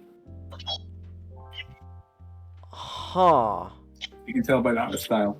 See, here it's Sakura Spider. Oh my gosh, it's literally just that one girl from My Hero Academia, but yes, Same guy. The same guy did this manga. But he didn't even try though. It's literally just that girl from My Hero Academia, but now as a spider person. And you know what her model is? At the family, her dad always tell her. Uncle Ben of her universe. Oh, what? With great failure come great responsibility. That's a fucking terrible model. What is that supposed to mean? Is that supposed to make me want to be a hero? It's like, Peter, remember, every time you fail comes great responsibility. Oh, shit. So that's not very uplifting. Wait a second. Oh wait, never mind. I think that was a mistranslation. It was a mistranslation? Okay.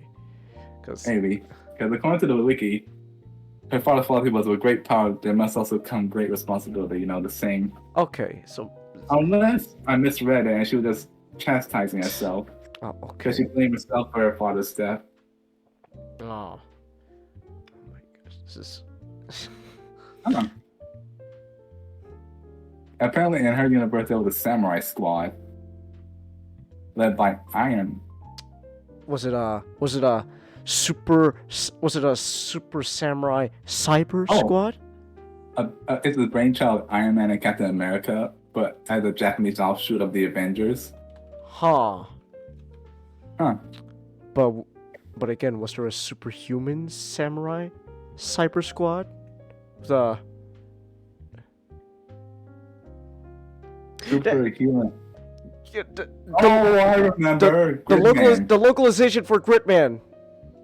It was the localization. The you know, like the Power Rangers attempt, but with Gridman. Okay. Damn it!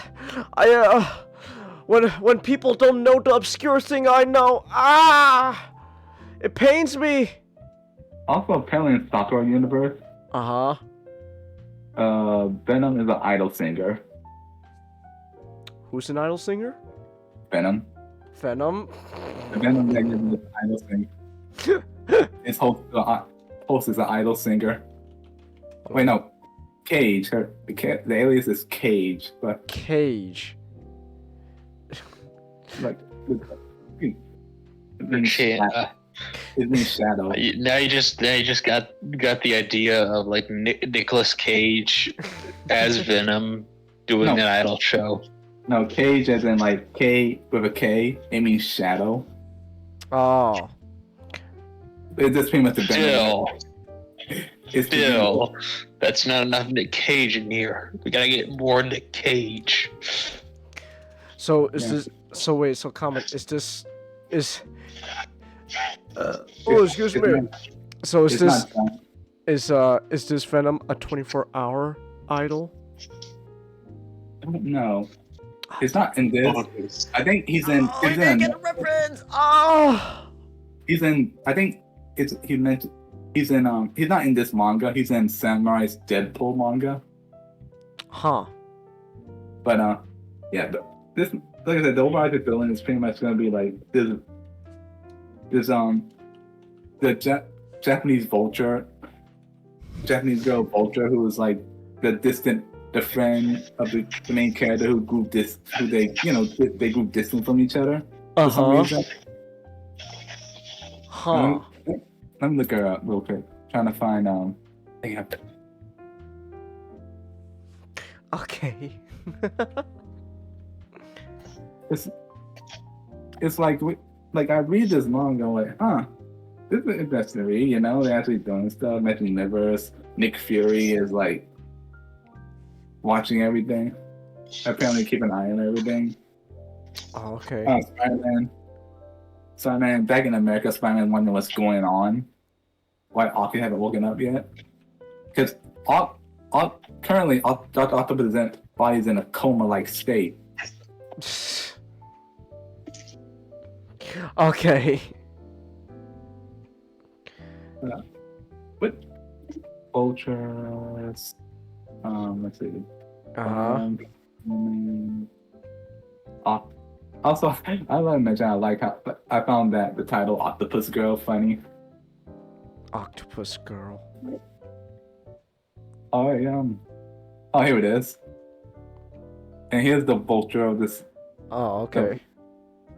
The vulture of the series of this manga. Alright. Oh, come on, not again. Oh, I see what happened there. I clicked save as by accident. Oh, excuse me. Oh, I didn't mean to yawn. You know, she looks like she's born in My Hero Academia rather than Spider-Man, honestly. Okay, let me see.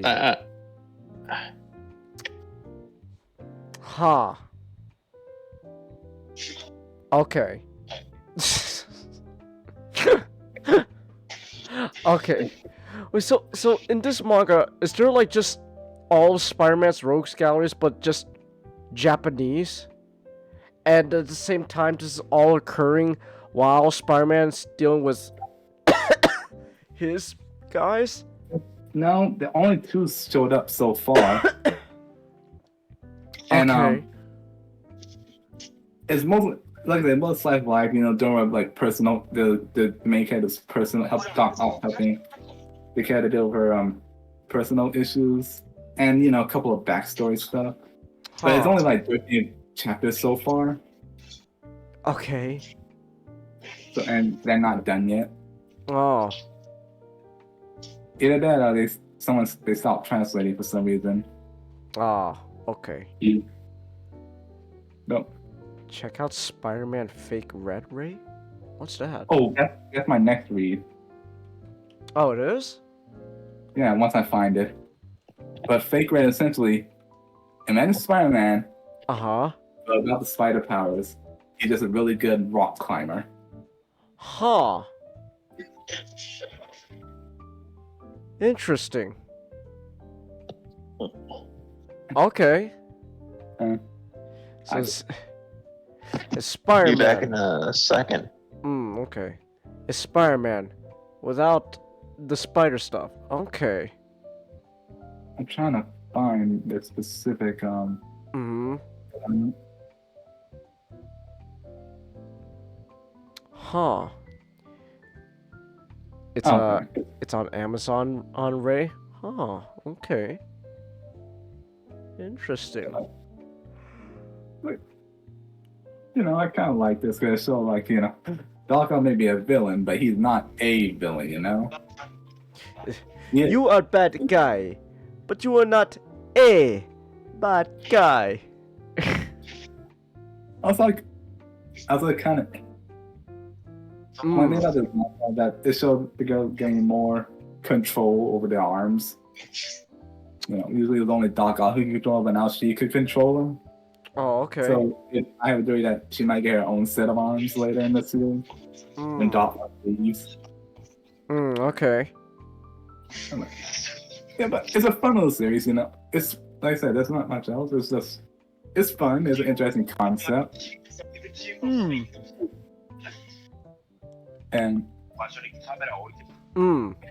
And like I just like the banter between the girl and the Doc Ock. His arrogant, like I am a genius. And Yes. between her, I'm a genius, and her being like, calm down. You gotta let things go. No, don't cause too much damage. Okay. Huh. Yeah. Like that, it's a fun read, It's not the best thing in the world. I think I kind of wanted it to be like Doc Ock got hit by a truck and just got isekai. He got isekai'd. Spider isekai. Well, technically, there is an isekai character, Sakura Spider, because she's not from that universe. Okay. Like, I think they she's should. so- I think they should put Spider-Verse to rest for a while. I'm kind of done with Spider-Verse stuff. We get it, Spider-Verse. Woo! So My question is, what they don't get about the Sakura Spider's design? What? Why is this a hood? Like, it's just a hood with the Spider-Man eyes on top. Cause you can't see her kawaii face, Comet. Masks are kawaii. But she's not kawaii.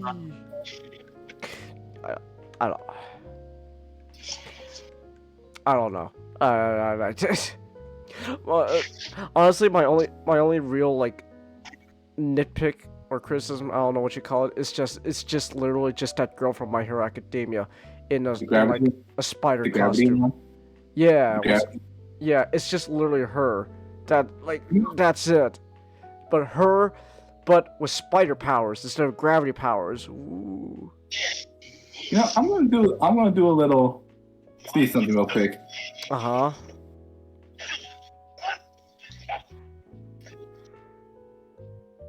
What's their name? Orocho? I don't know. I don't read or watch My Hero Academia. The only thing I know was that I was happy that that guy Bakugo was dead for a bit, but then he came back. It's like, oh, well, now I'm not interested anymore.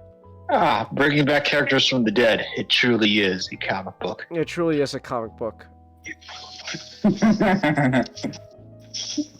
Look, I found this Reddit post. But no wait, no, wrong one. I have found a Reddit post. I think I misread the title. I thought Tal said, "What are Orocho doing in Spider-Man?" Is that her name? Orochu? Orocha, sorry. Orocha. Okay.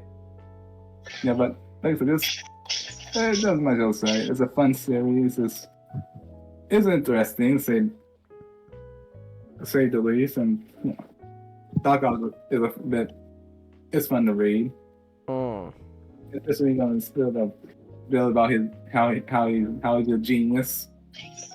He's a genius. He's a child prodigy. He could be best friends with Jimmy Neutron. Jimmy Neutron. Brain blast.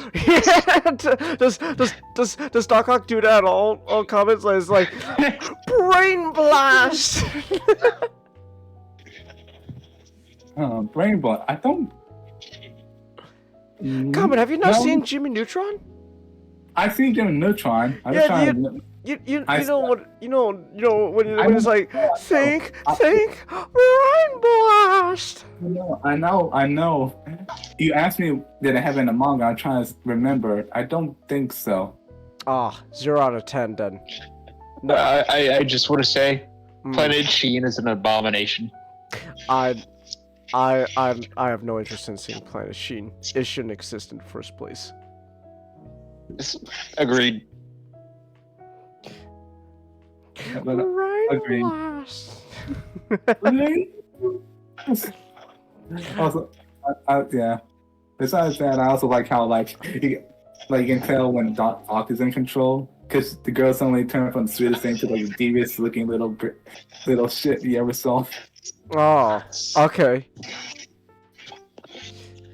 You little shit. Like, look at his face. What face? Okay. Oh. Wait, does her hair change as well? No, he did a haircut. Oh. Much to her dismay. Oh, okay. Oh, but does she always have glasses, or does he put on the glasses? He has glasses. She always has glasses. Oh, okay. Brain blast. Look at that. Normally she's kind of like the warrior. Ah. You know, the let things go type of girl. Like, oh no, I'm not. You're not bullying me. Oh, okay. Yeah, turns out they don't really bullying. She's just like, yeah, they just have problems.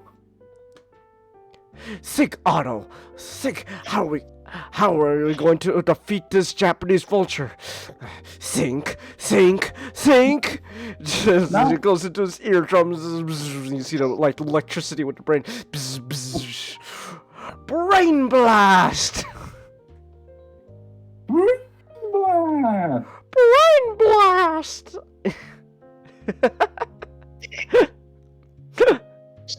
Holy, what is this abomination? What? What abomination? Let me see. I want to see. Let me see. Oh no! She got the half-shaved haircut. Why? Lady Octopus they gave it a half-shaved haircut. No. Stop! I don't like the half-shaved haircut. Stop it. It's awful. Overstated welcome. I hate it. Stop with the half-shaved haircut. Please. Oh my god. Honestly, I think this version looks better. Well, which version? The one from the latest Spider-Man show a while back. The one that doesn't look like it's off. Oh, Marvel Spider-Man. Oh, Doc Ock was a girl too there? Okay. No, he sacrificed himself in that show. Oh. And she did his thing and became the new one? Okay. Yeah, but have I ever gotten to half-shaved haircut, Chelsea? No, never. You know what's kind of funny? You know how he sacrificed himself? How? But they can show a dead body, so he just turns into energy. He just like, what? the Power Ranger way of dying. There's no dead body. You just turn into like sprinkles of energy floating into the sky. Huh. But yeah, that's that manga. It's a fun read. You can find it online. Hopefully, they finish it, and maybe make a reference to it in the main comics. Huh. Oh my gosh, the Marvel Spider-Man show also did Superior Spider-Man? Oh yeah. Okay. Okay. Oh wait, you know how the little girl got into her coma in the first place? How? She got hit by a truck. Oh my gosh. While trying to save a calf. Okay. So yes, she got Truck-kun. She got Truck-kun. Wait, Harry's the Hobgoblin? Okay. Alright, I guess she... Wow. Not fat and Asian enough, I guess. Yeah. 0 out of 10. I'm looking... Wait, Gwen's in the show, and she's also Spider-Gwen? Okay. I swear to fuck, I am so fucking sick of this fucking Spider-Sona bullshit with a million Spider-Man coming around.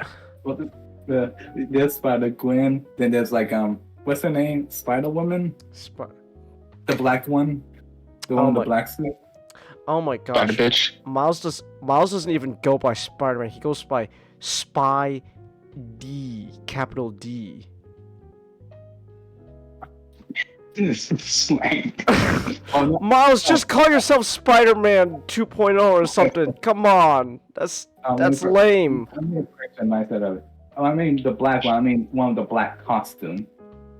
The black, the Venom-like costume. Oh. The black suit costume. Like, hold on, look at. Oh, come on. Well, hold on. I'm just looking up. I'm gonna see Vulture in this show. Adrian Toomes. Wait, Adrian Toomes becomes...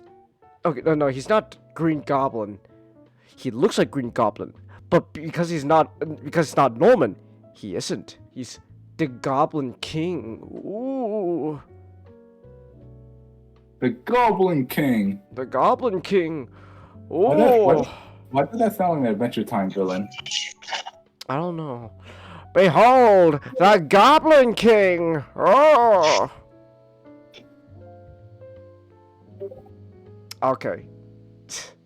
That's interesting. That sure is interesting. Marvel Spider-Man. No. You're a Spider-Man. You're a Spider-Man. We're all Spider-Man. Spiders. And yet there's no Spider-Man. From Japanese Spider-Man. Where is his Megazord? Leopardon.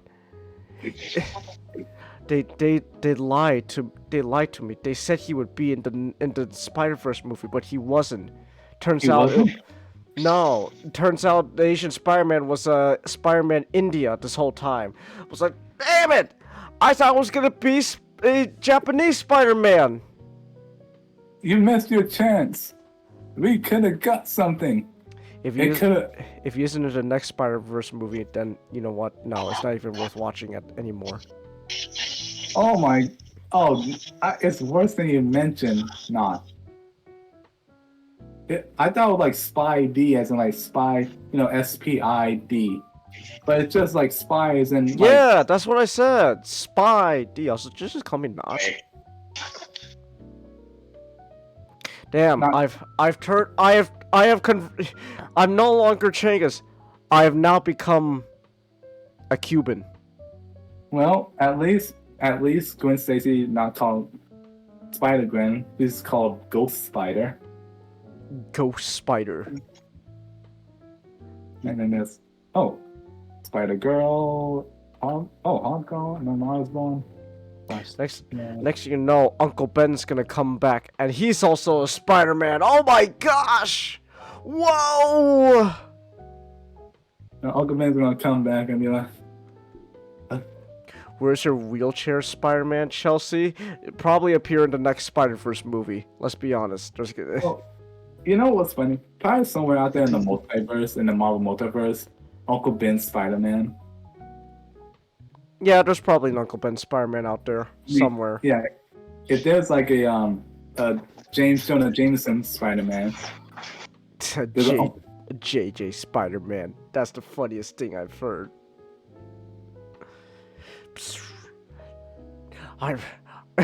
JJ, you become the very menace you swore to fight against. How could you betray the people? It's kind of funny because like he got the perfect cover during the day. He's a loudmouth, disparaging Spider-Man. But that means he's writing hit. That's right. That means he's writing hit pieces on himself. Yes, and that way no one will suspect him. So why would you? No, go ahead. Why would you suspect the person who writing hit pieces on himself? True. Exactly. it's funny though. It's just, that Spider-Man is a menace. I am the menace. The tomato in the mirror. Big O reference. I still haven't seen Big O. You must change that. You must change that. I do, but there's also a lot. I told you there's also a lot of stuff I still have to watch. I just recently started getting back into Cyberpunk, Edge Runners. I just started recently catching up on that, and then after that I gotta catch up on Pat Labor, and after that there's all sorts of other stuff I want to do too. So, nice.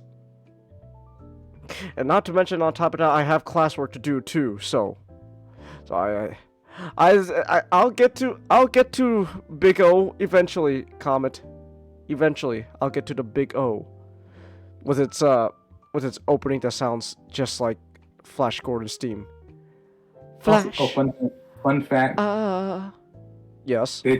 Some company try to sue because they use Big O. This company called Big O Tires. Oh, Big O. I know about that. Big O Tires. I've seen their shop like around like town when I drive. So. Yeah, they try to pull a copyright thing. Yeah, but it's not the same. So. Big O. Big O, Big O, do. Flash, savior of the universe. I'm watching Big O's theme. I fucking forgot about this. It is basically just. It is Flash Gordon. Yeah. Flash, savior of the universe. Down, now. Flash. Save you really universe. Yeah, so I also have to see Full Metal Alchemist, right? That is true. I do have to see that show as well. Alright. Is there anything else though you wanna say about Read it. Doc Ock? Read it? Just read it for the what's the word? Novelty of it. Mm. No, it's- Okay. Alright then. Yeah, I'll get to Full Metal Alchemist too, right? But I'm a very busy man, and I need time to create, and you need to be patient. Yes, you need to be patient. Exactly. You know, Big O is basically Batman with Mecha. It is? Yeah. Really? Oh. Yep. The title character is basically just Bruce Wayne, even as Butler. You know, speaking of Bruce Wayne. Speaking of Bruce Wayne. I hear he was just arrested and put in Arkham City. Oh no. What are the charges?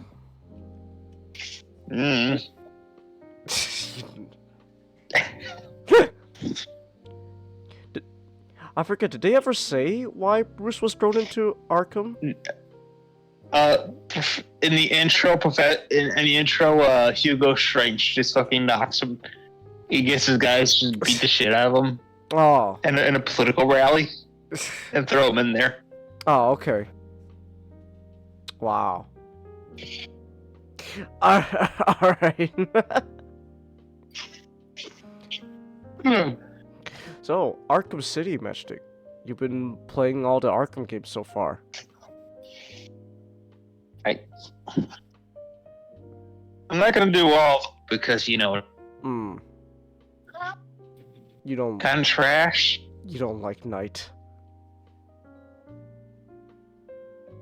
The main story sucks really fucking bad. Ah, okay. But Arkham City, though, was good, though. Arkham City is fucking amazing. Yeah. It is my favorite video game ever. I have a lot of...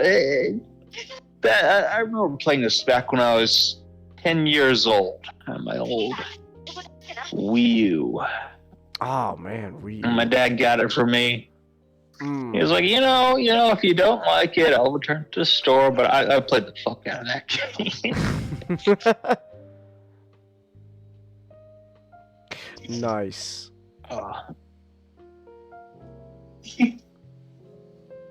It was Arkham City Armored Edition, and now I'm going back. I usually go through it, you know, once a year. It's not too long of a game. It's like 8-10 hours. Very short. Yeah, it was a fun game, though. Yeah. And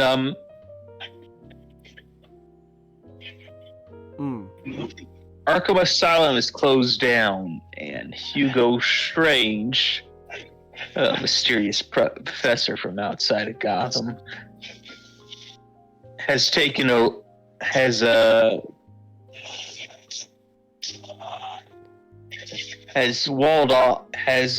got political backing and has walled off a large section of the city to serve as a supermax prison for all the criminals in the Gotham area. And now you, Batman, Bruce Wayne, have been thrown in there in a political rally to try to shut it down.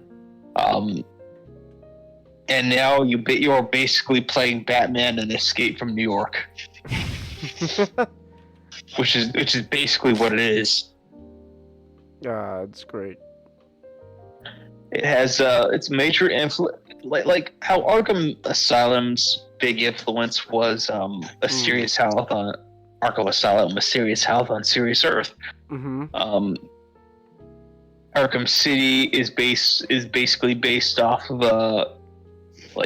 I think maybe Escape from New York was an inspiration, but the big Batman comic was No Man's Land, which I do own. Oh.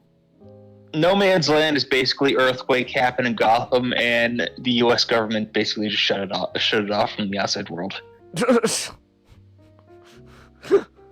Oh, okay. It is a it was back in the day, in the year 2000. It was a 1 year, but it was back in the day when there was like 1 billion Batman comics going around, and like 1 billion side character comics. So that year was pretty packed. It was the debut of Cassandra Cain. And Harley Quinn. In the comics. So it's very up there in importance. But Arkham City, it's a classic. It balances. I don't think it does any one thing. Well, I most everything in Arkham City, it's not the best at of the Arkham games, but it balances everything, and it's really good at everything. So much so that it is the best of the Arkham games.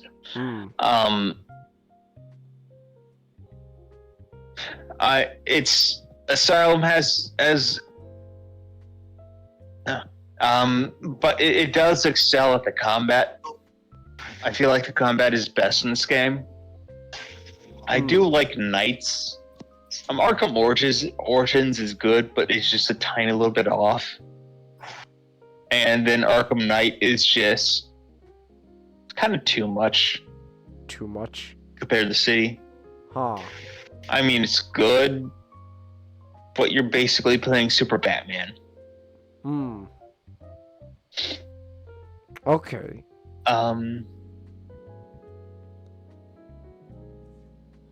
The story has it opens up from Arkham Asylum to having all your favorite villains in there. Bring in Two-Face, Penguin, Freeze, Clayface, Ivy. You can get to see physically Riddler in there, Black Mask, Hugo Strange, a little bit of everybody. You also get the playable characters of Catwoman, Robin, and Nightwing. And Catwoman and Robin have their own special segments, whether in the main story or not. It's just a classic, really well-rounded game. And you get to play Nightwing too. Did you say they like spent like a lot of time modeling Catwoman's ass? The animations, yes. I mean, you remember you playing it. They definitely spent. Oh, you played it. You know. Yeah, how Catwoman's ass looks like. Yeah, I remember. But it's just funny though. It's like they put so much effort into into it. Wait until you see Arkham Knight's Catwoman. Oh. Okay. They really focus. They really spend their time on the way of the modeling and the animations on that character model. Okay. I just find it really funny though. It's like they spent so much effort making sure it looks good in motions. Like ooh. So. Do you like playing as Catwoman? Yeah. Yeah. Okay. Do you? Yeah, she was fun. Who do you prefer? Nightwing. Nightwing. Nightwing was pretty fun. Very up. What? What? Did you say something? No. I said what? I didn't say. All I just said was I like Nightwing too. He was fun. Yeah. He kind of has like the weight of Batman with the acrobatics in it, with the sort of the feel of the acrobatics of Catwoman, which makes them really fun to use. And then you have Robin, who's just tank. He came. He came back from the Middle East. There he is. Killed the I hear he headhunted 20 Afghans. Yeah. Damn. You know they actually based him off of like fucking like fucking what's it called? Like cage boxing or cage wrestling or something like that. Oh my god. Cage fighting. Huh. Which is why he's bald. And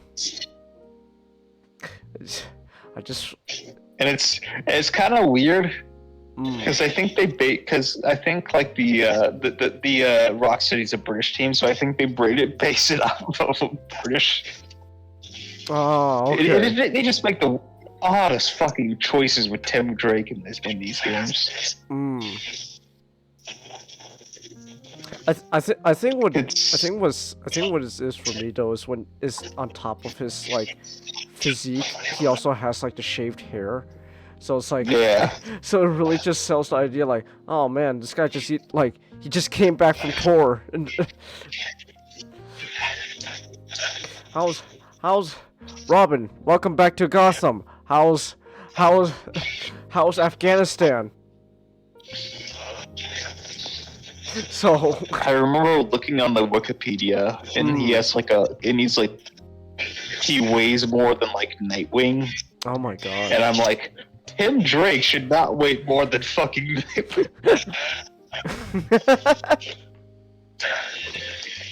Tim Drake is like the fucking slim dude out of all of them. It fits his character more. It's weird. You have this fucking tank on two legs as well. It's kind of funny though. It's like, man.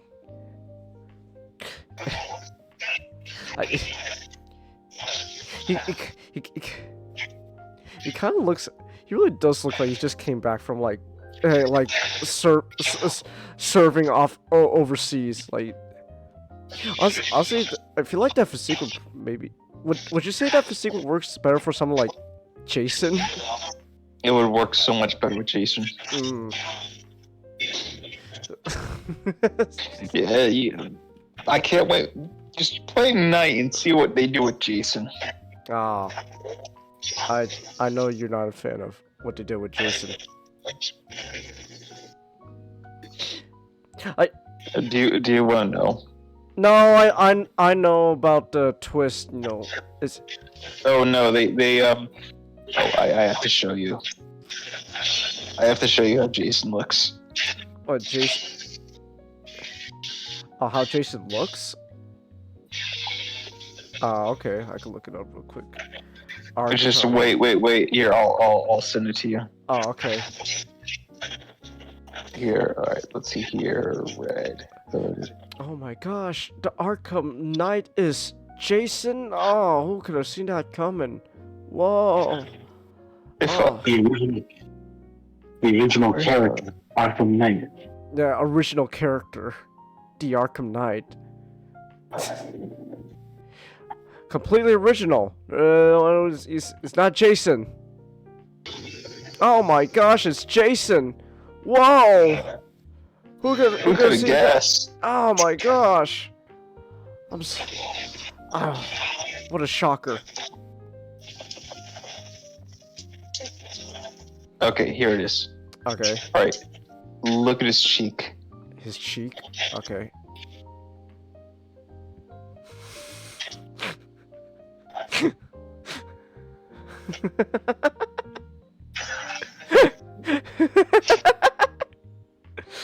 So on top of the crowbar, he also got branded. Yes. It's a little. That's actually fun. That's actually kind of funny. I'm not gonna lie. Good job, Joker. You actually made me laugh. That is funny. Give him a little brand on the cheek, little Jates.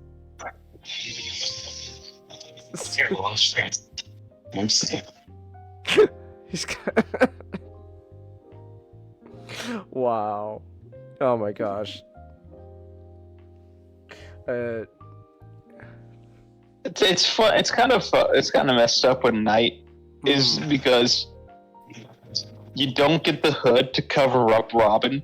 He always has the bald fucking head out all the time. Cover your hair. Bald. Bald. Bald. Bald. My eyes. He does actually get skins with hair, and it looks good on him. Like I hear. Oh wow. He's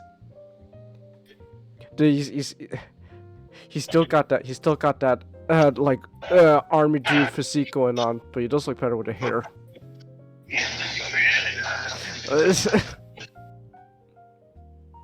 Cover it up, Robin, please. You're blinding us. Ah.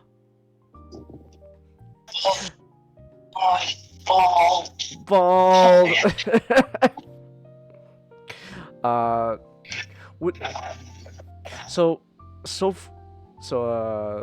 Would you say so far City's your favorite of the Arkham games, Matchstick? Yes. Nice. What can I ask? What would it take for you to actually play Night again? Oh, I'll probably play it again sometime. Sometime. I mean, it's still a fun game if the side content is all fun. Is very fun. Just the main story is not as good.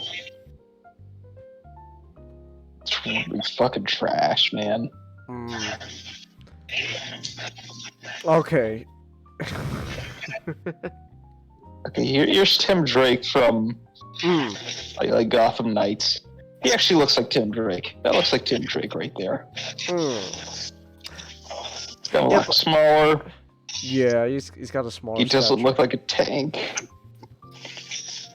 I still think though his outfit looks like something more from like Damien than Tim. Yeah, but you have like different skins you can use, so if you want to change it.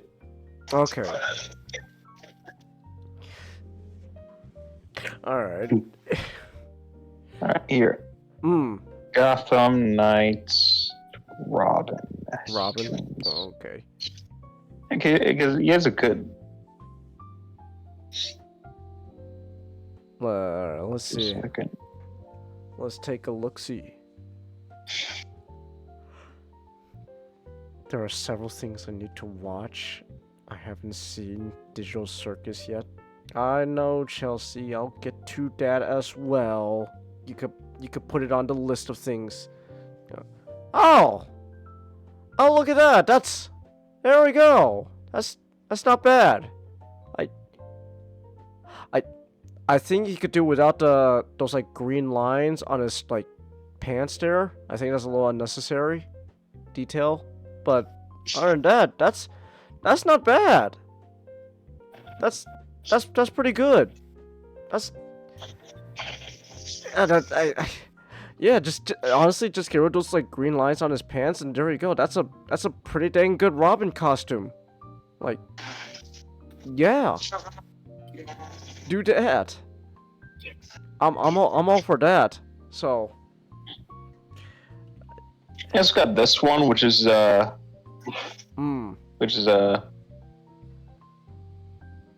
based off of his Red Robin skin. Oh, okay. Huh. Interesting.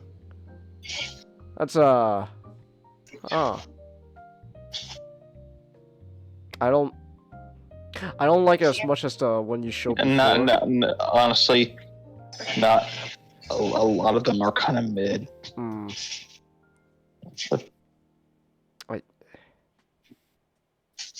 Oh, the Red Robin looks cool.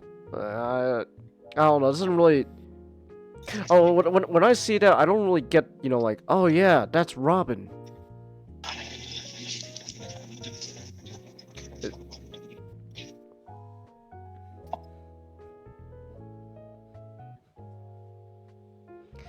So it's fun.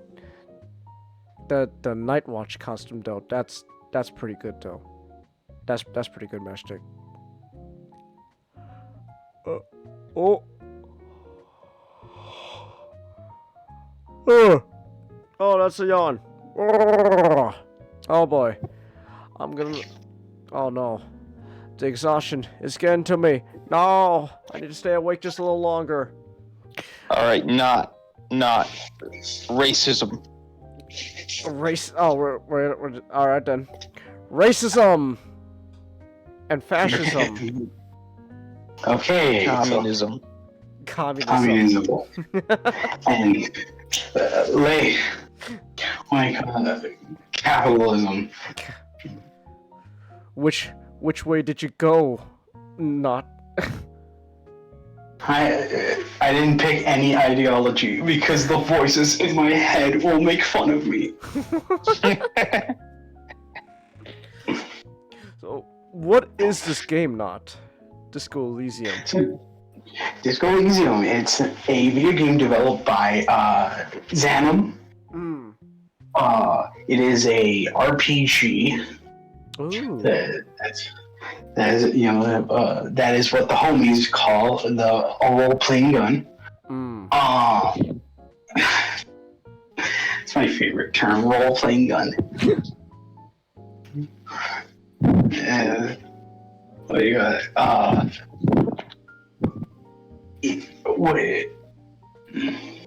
Essentially, Disco Elysium takes place in a world that's kind of like our own, but it's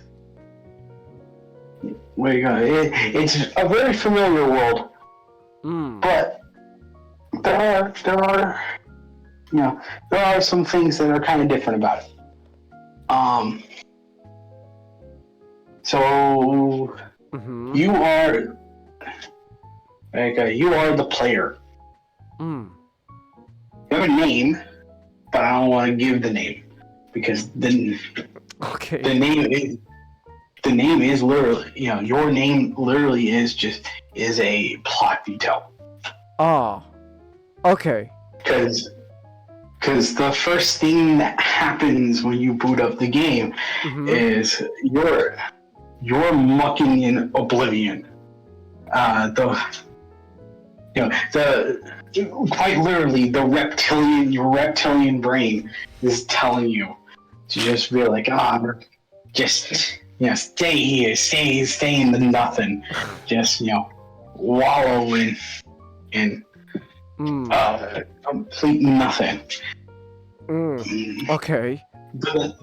But then you notice that there's bad taste in your mouth, and everything just feels. Everything just feels, wrong. Everything on your body, everything's wrong. Your body it feels pained.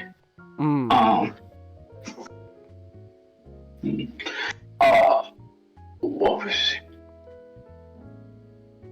it? It turns out that you, the player character, nearly drank yourself to death.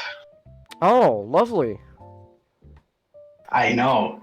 You wake up, you have no recollection of what yourself, who you are, not your name, not where you live, not where your badge is, not where your gun is. All right. Like at this point, you just be, at this point, you're just glad enough to be able to walk, remember how to walk. Like you're just so screwed up. Damn. Yeah. So essentially,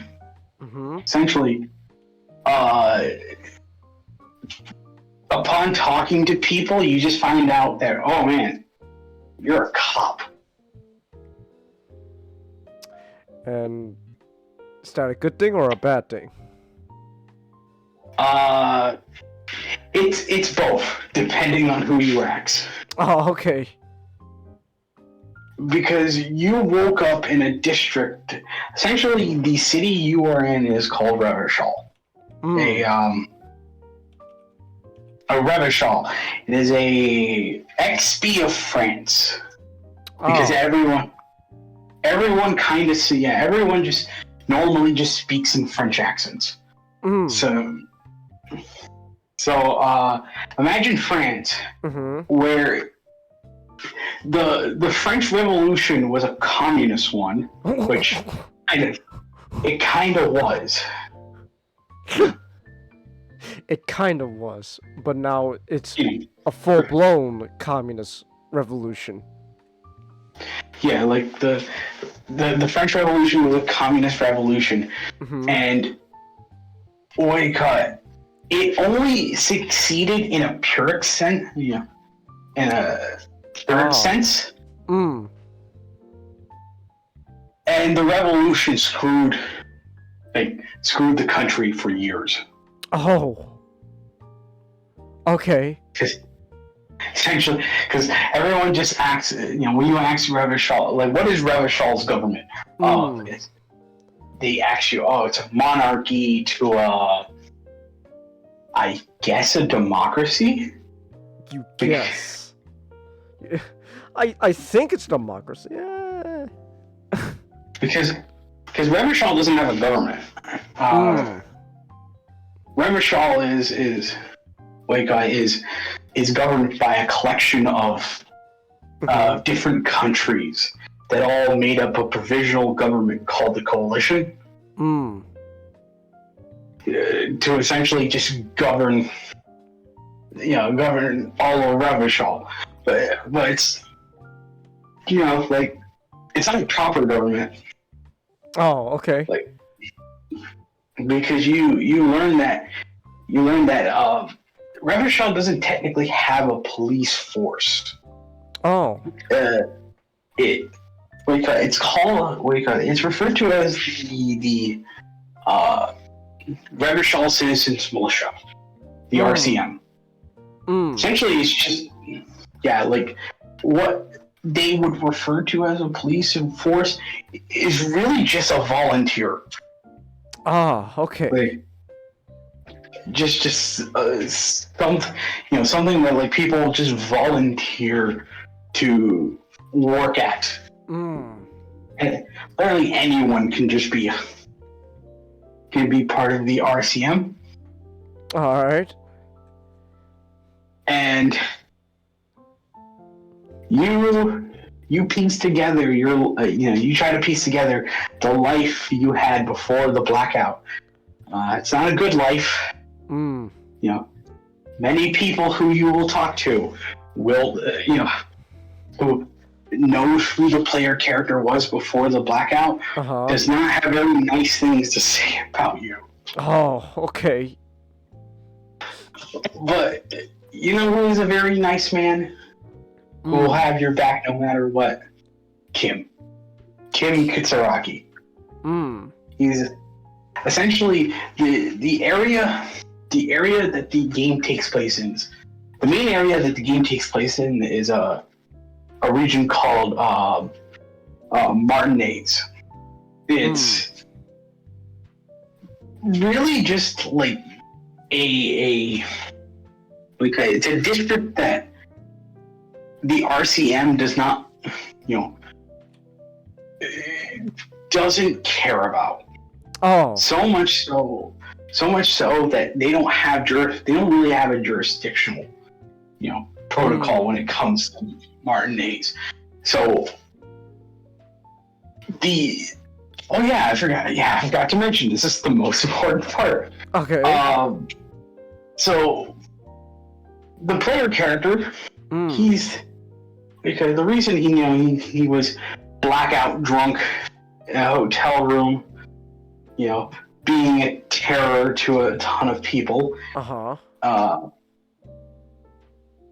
Being the terror part is something that comes way later. Okay. The reason he's there, most importantly, is because there was a murder. A man was lynched right behind the hotel he was staying at. What was that? Oh. Okay. Oh, wow. Ah. So yeah, a man was lynched in the hotel behind the hotel he was staying at. He's been lynched, and he's been there for 3 days since the player character arrived there. Huh. They haven't gotten him down yet. Oh. So essentially, Kim, he is someone who comes from a different apartment. Again, he's someone who comes from a different precinct, because Martinez, they don't know what the jurisdiction is. So the player's precinct and his precinct essentially just went, hey, we'll just bring we'll just send 2 officers. Mainly to show off which one is better, but mostly to but partly to solve the crime. Okay. So yeah, you meet Kim, and that's where the fun stuff starts happening. So I love the best thing about Disco Elysium is how much how much it really showed the best way to the word I'm trying to describe here is how much less judgmental it is. Disco Elysium is a RPG where it's not guided by some sort of binary system.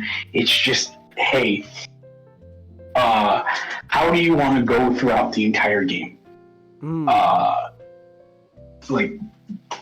you want to be a legitimate cop, or do you just want to be a scumbag, or do you want to continue just not understanding who the hell you are?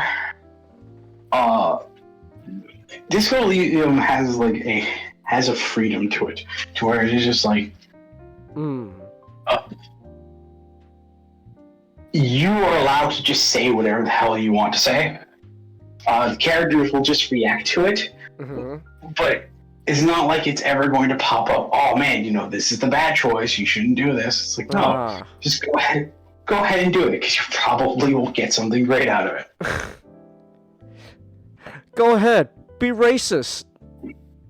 Yeah, you can be racist.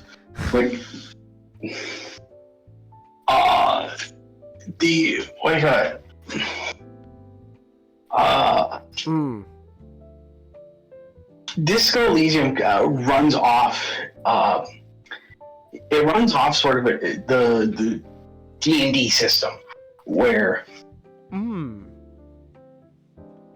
there's not a lot of there's 4 main points.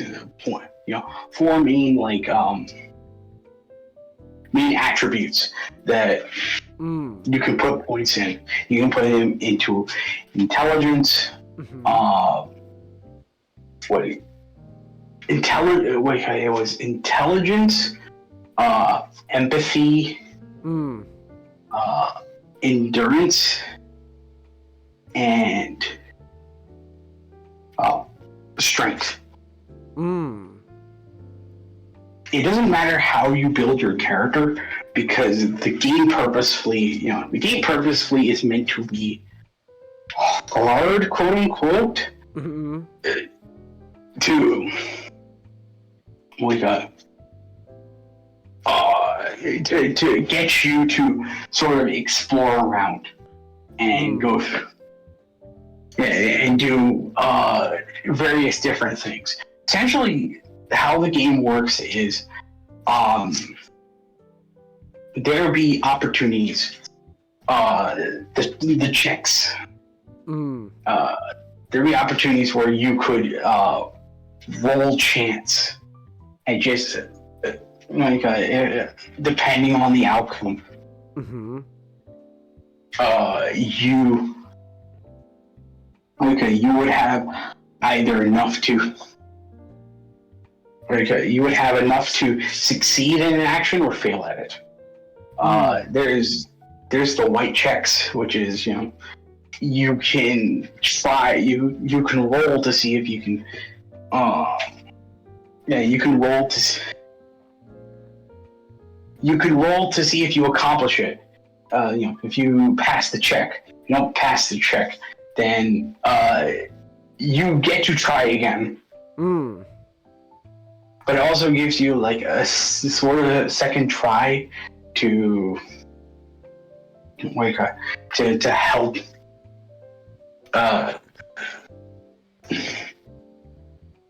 It sort of gives you a second try in a way to succeed without the check. Red checks, they're one and done.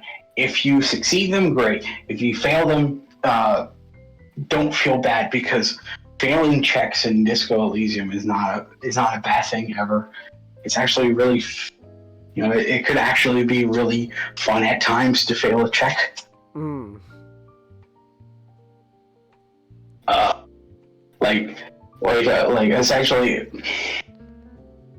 Essentially,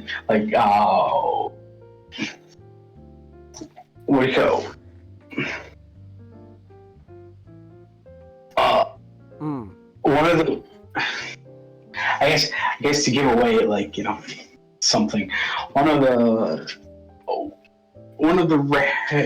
the red checks you could do is there's a girl standing outside of your hotel room.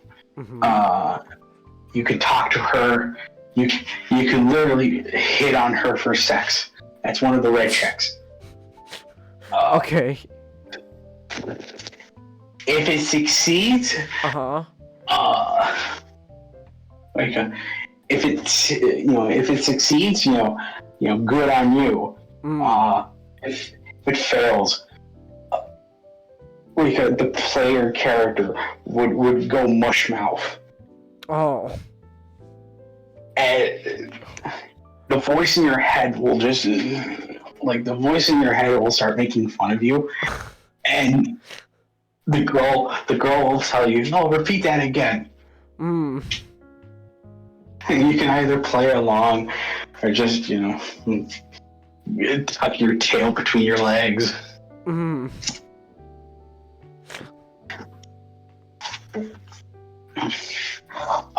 So a lot of the perks you have in the game, sort of also go to influence the white and red checks. You got a dozen of perks. You got a dozen perks. You start off with only one. You start off speccing only one, and that's that will be the perk you will all the perks become active depending on how much points you put into attributes.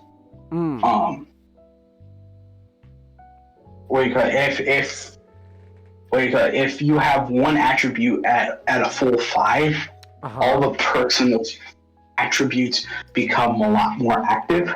And you can put in, as you level up, you can put in points to essentially bolster the perk. And all the perks kind of because all the perks more or less manifest as voices in your head. You're like, not only is like the voice in your head a narrator, but it's also someone who tells you, who's telling the character things, but giving the character advice. Oh, and okay. the thing about the voice in your head is it necessarily is not doing things to always benefit you. Oh. But there's a voice in your head that represents like I forgot the perk name. What do you call it? Medicine, essentially. It's a like that voice constantly tells you to smoke, to drink. Okay. Because in disco, the perks are not just there to, give you advantages. They can also just disadvantage you at the same time. Oh. Okay. It depends entirely not on how you build your character, but just how you like how you play, how you tangle the enigmas the game throws your way. Okay. So you just have a voice in your head that constantly tells you, oh yeah, it'd be really great if you did morphine.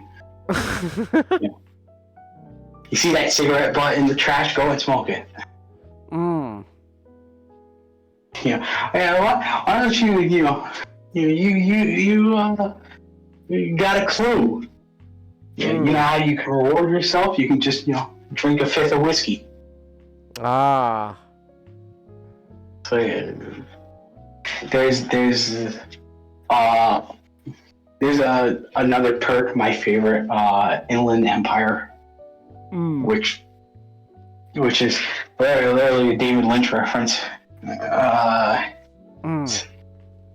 It's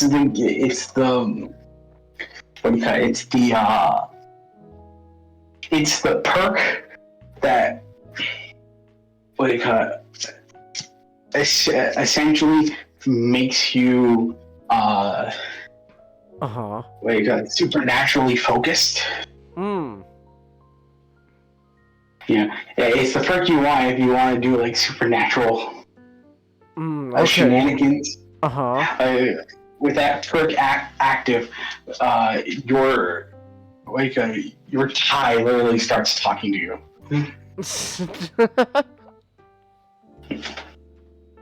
It starts talking to you and giving you advice.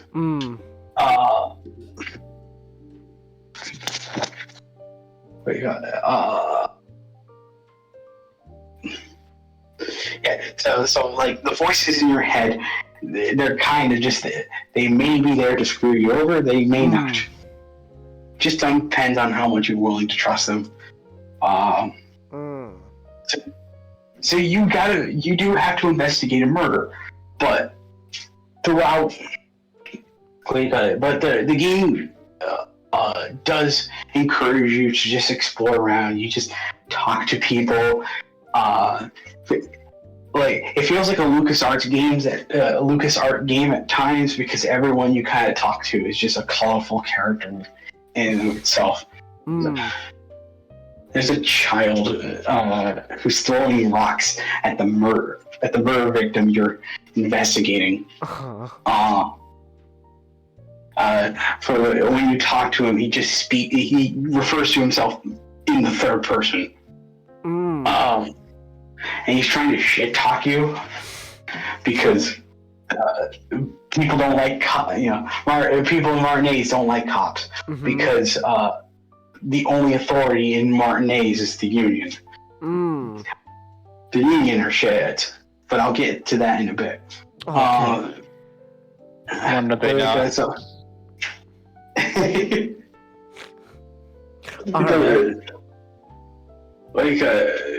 like his name is Kuno. Yeah. Kuno talks in a Cockney accent, and he'll just try to shit talk you. And like there's points where you can try to treat him as a kid. You can just back talk him again. Kim is just standing there going, I think we should avoid the kid. Let's just investigate the murder. But you could just be like, no, this is important. I have to talk to the child. He may know something. Okay.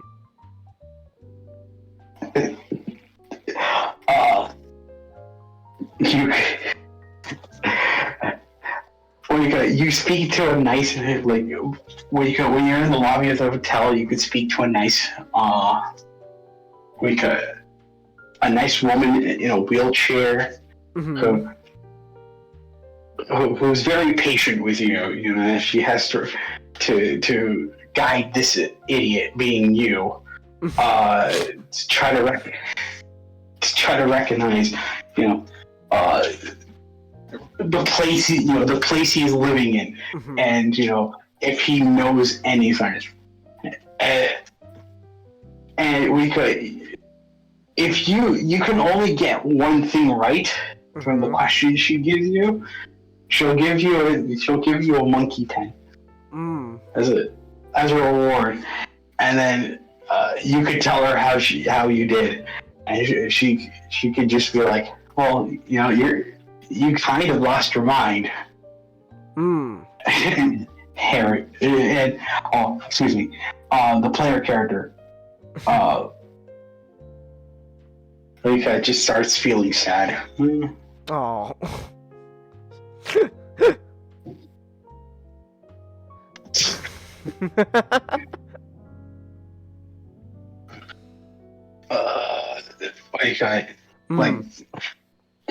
There's a lot of great moments in Disco Elysium.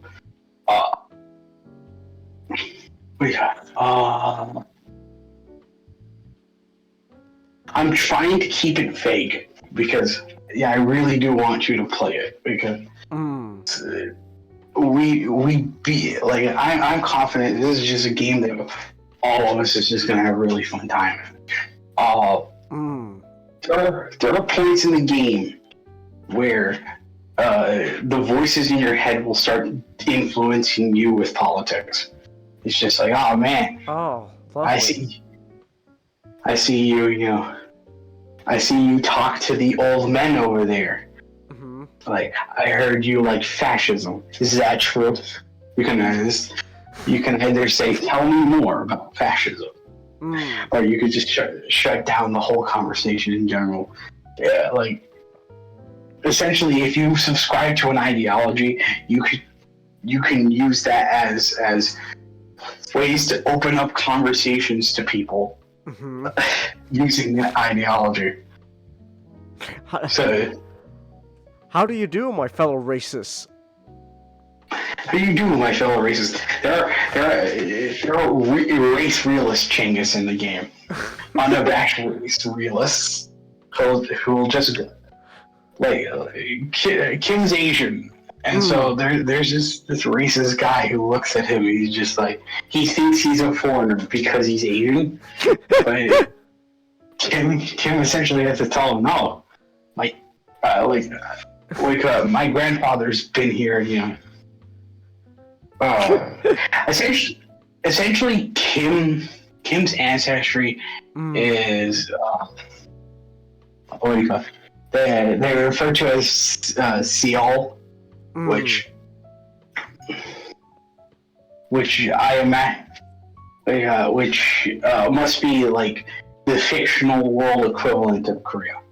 So Kim was just like, oh yeah, my grandparents came here, and they raised their child, and I'm second generation, and like the racist will just start talking about inferior races. This, the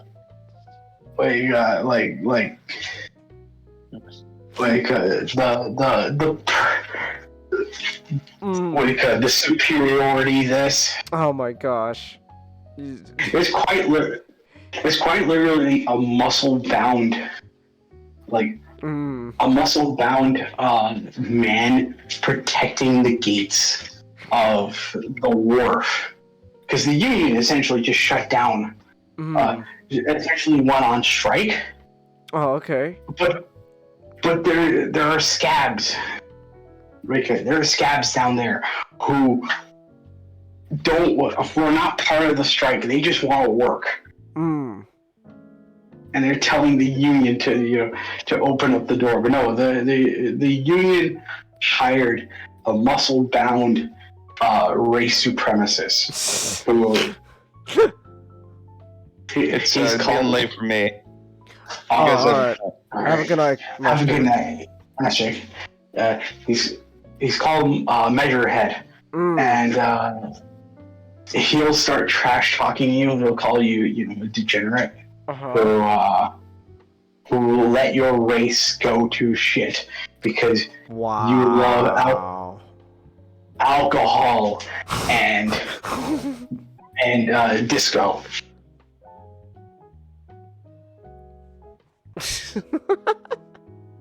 If you put your points into strength, you could knock his lights out. Or if you want, you can agree with him. Yeah, if you want, you could tell him ask me more, and he'll go into this whole spiel about how he literally has classification of races.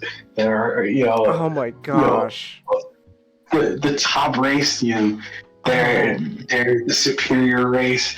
Then there's the bottom race, who are just the workers. And all that. I'm like, now is he a true racist where he believes that the Irish are the inferior beings? Yes. Oh my goodness.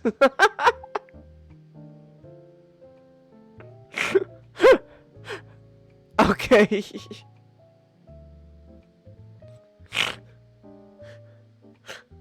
Wow. Yeah, Disco Elysium is a game that will show every political opinion under the sun. And we'll just make fun of them all. Because... So, the reputation Disco has is that it's referred to as a comedy game. That's not true. It's because the lead developer and his girlfriend were devout communists. You might have. There was a video. There was a thing of. There was the time where Disco Elysium won Best Game at the Game Awards. Oh. Game of the Year at the Game Awards. And the lead developer went up there and he started thanking Marx. It came out that the lead developer barely did any work. He like a typical communist fashion, he took credit for the work.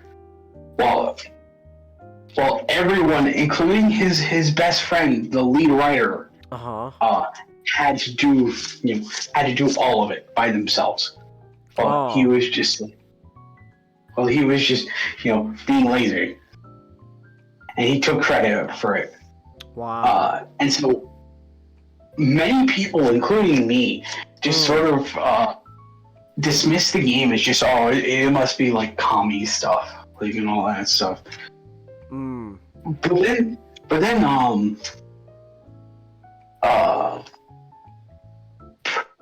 what do you call it? Persona, the guy in our server.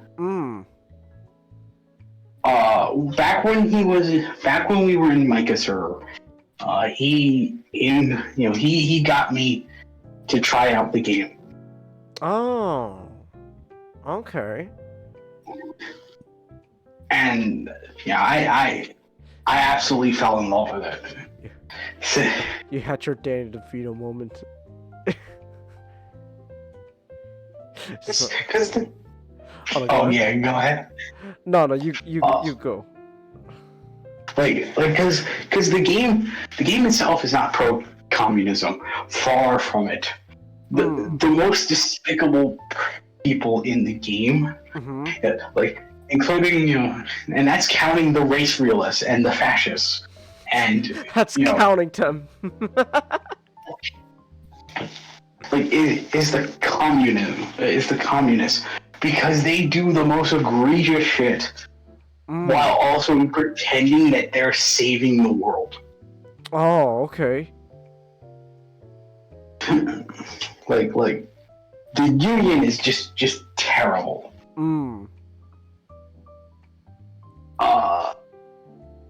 They're the communists. They represent the communists. What do they do? I don't want to spoil much, but they essentially went on strike. Okay. Even though people need to work, like Ravachol needs workers. They went on strike because of because they weren't getting their way from the coalition, and so they screwed over a ton of people. And there's a faction within the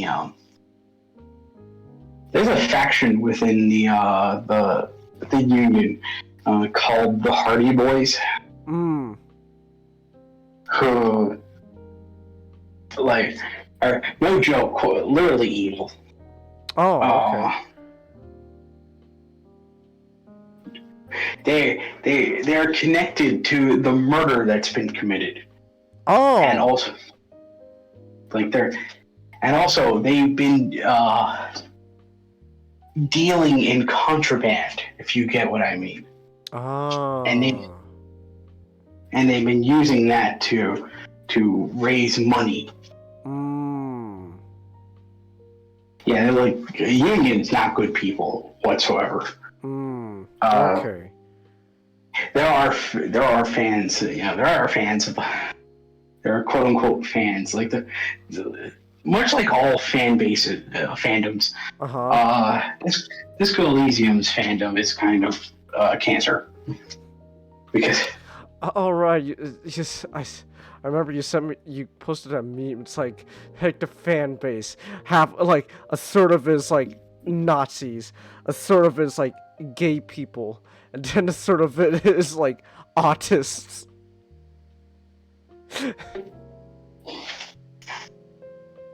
The fan base are all commies.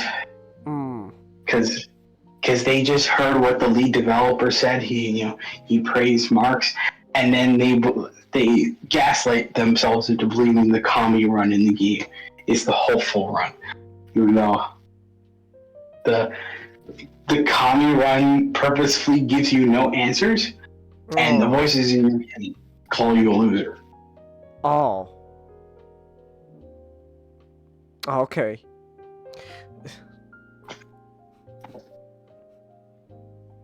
I'm still thinking back on that thing you.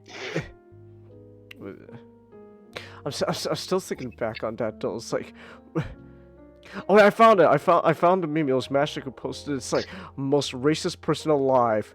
God's gayest soldier. God's nerdiest white boy. Oh wait, no, it was Hearts of. It's a different game. Hearts of Iron. But I remember you were talking about you just said it's that's just Disco Elysium's fan base.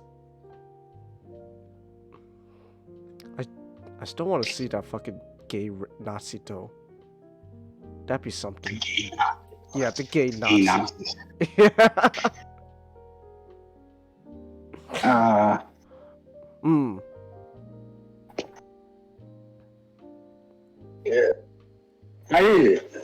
I'm gonna stop here. Okay. because like I said, I highly recommend you play Disco Elysium. It is a game. One flaw I will say about the game is there are like there are parts of where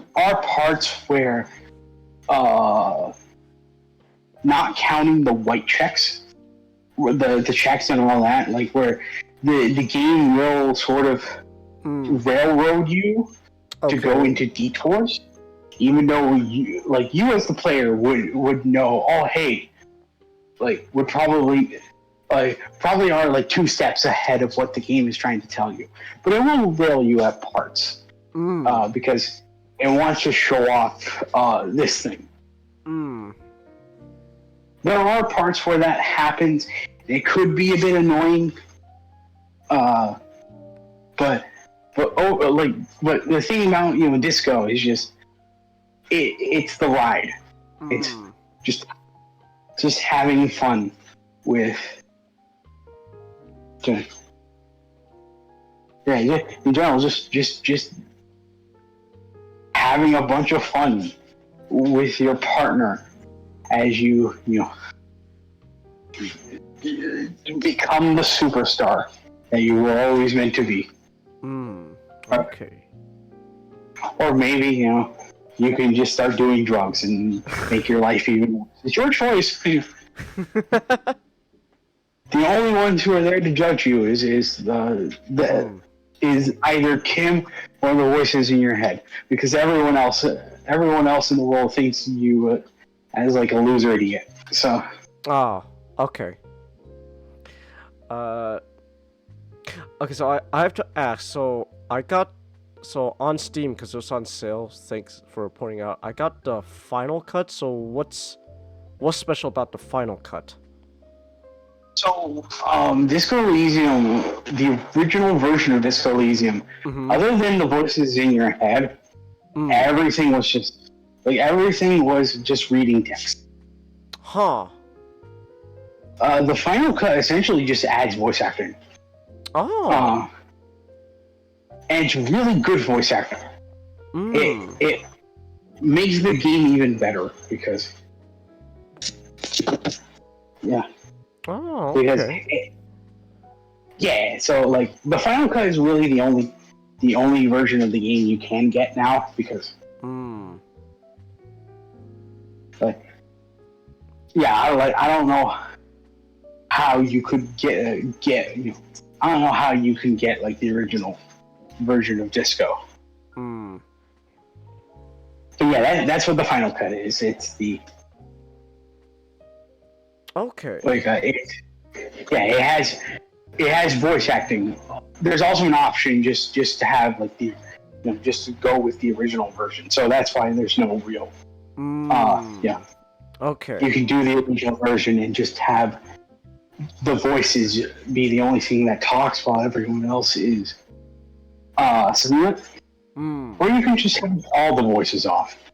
So you could just narrate everything yourself. Okay, cool.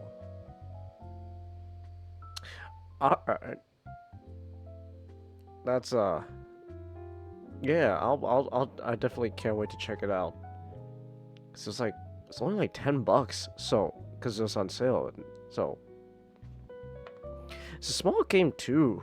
Like, when did this come out? Not. It came out 2019, yeah. Oh, wow. Okay. Huh. It's a small game because like despite running on like Unity and having 3D models, a lot of the game is just more or less just 2D. Okay.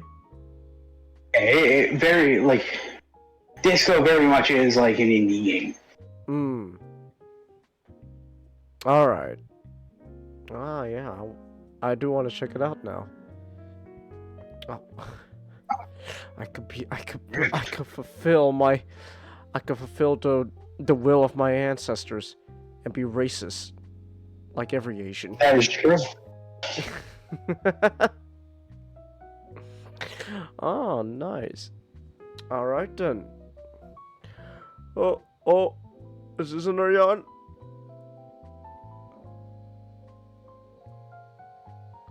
Oh, no yawn. Okay then. Alright, well, that is me yawning a lot, so I should probably hit the sack soon. Alright. Me too. Oh, you're gonna say something, comment? Yeah, I gotta hit the sack. Oh, okay. So let me end the show here. Alrighty then. So if everything goes according to plan tomorrow, we should be able to do Sonic Adventure 2! Woo! For Sonic Sunday. And that'll be pretty fun.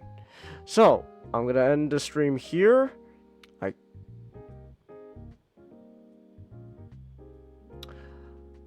I just had the urge all of a sudden to go take a shit.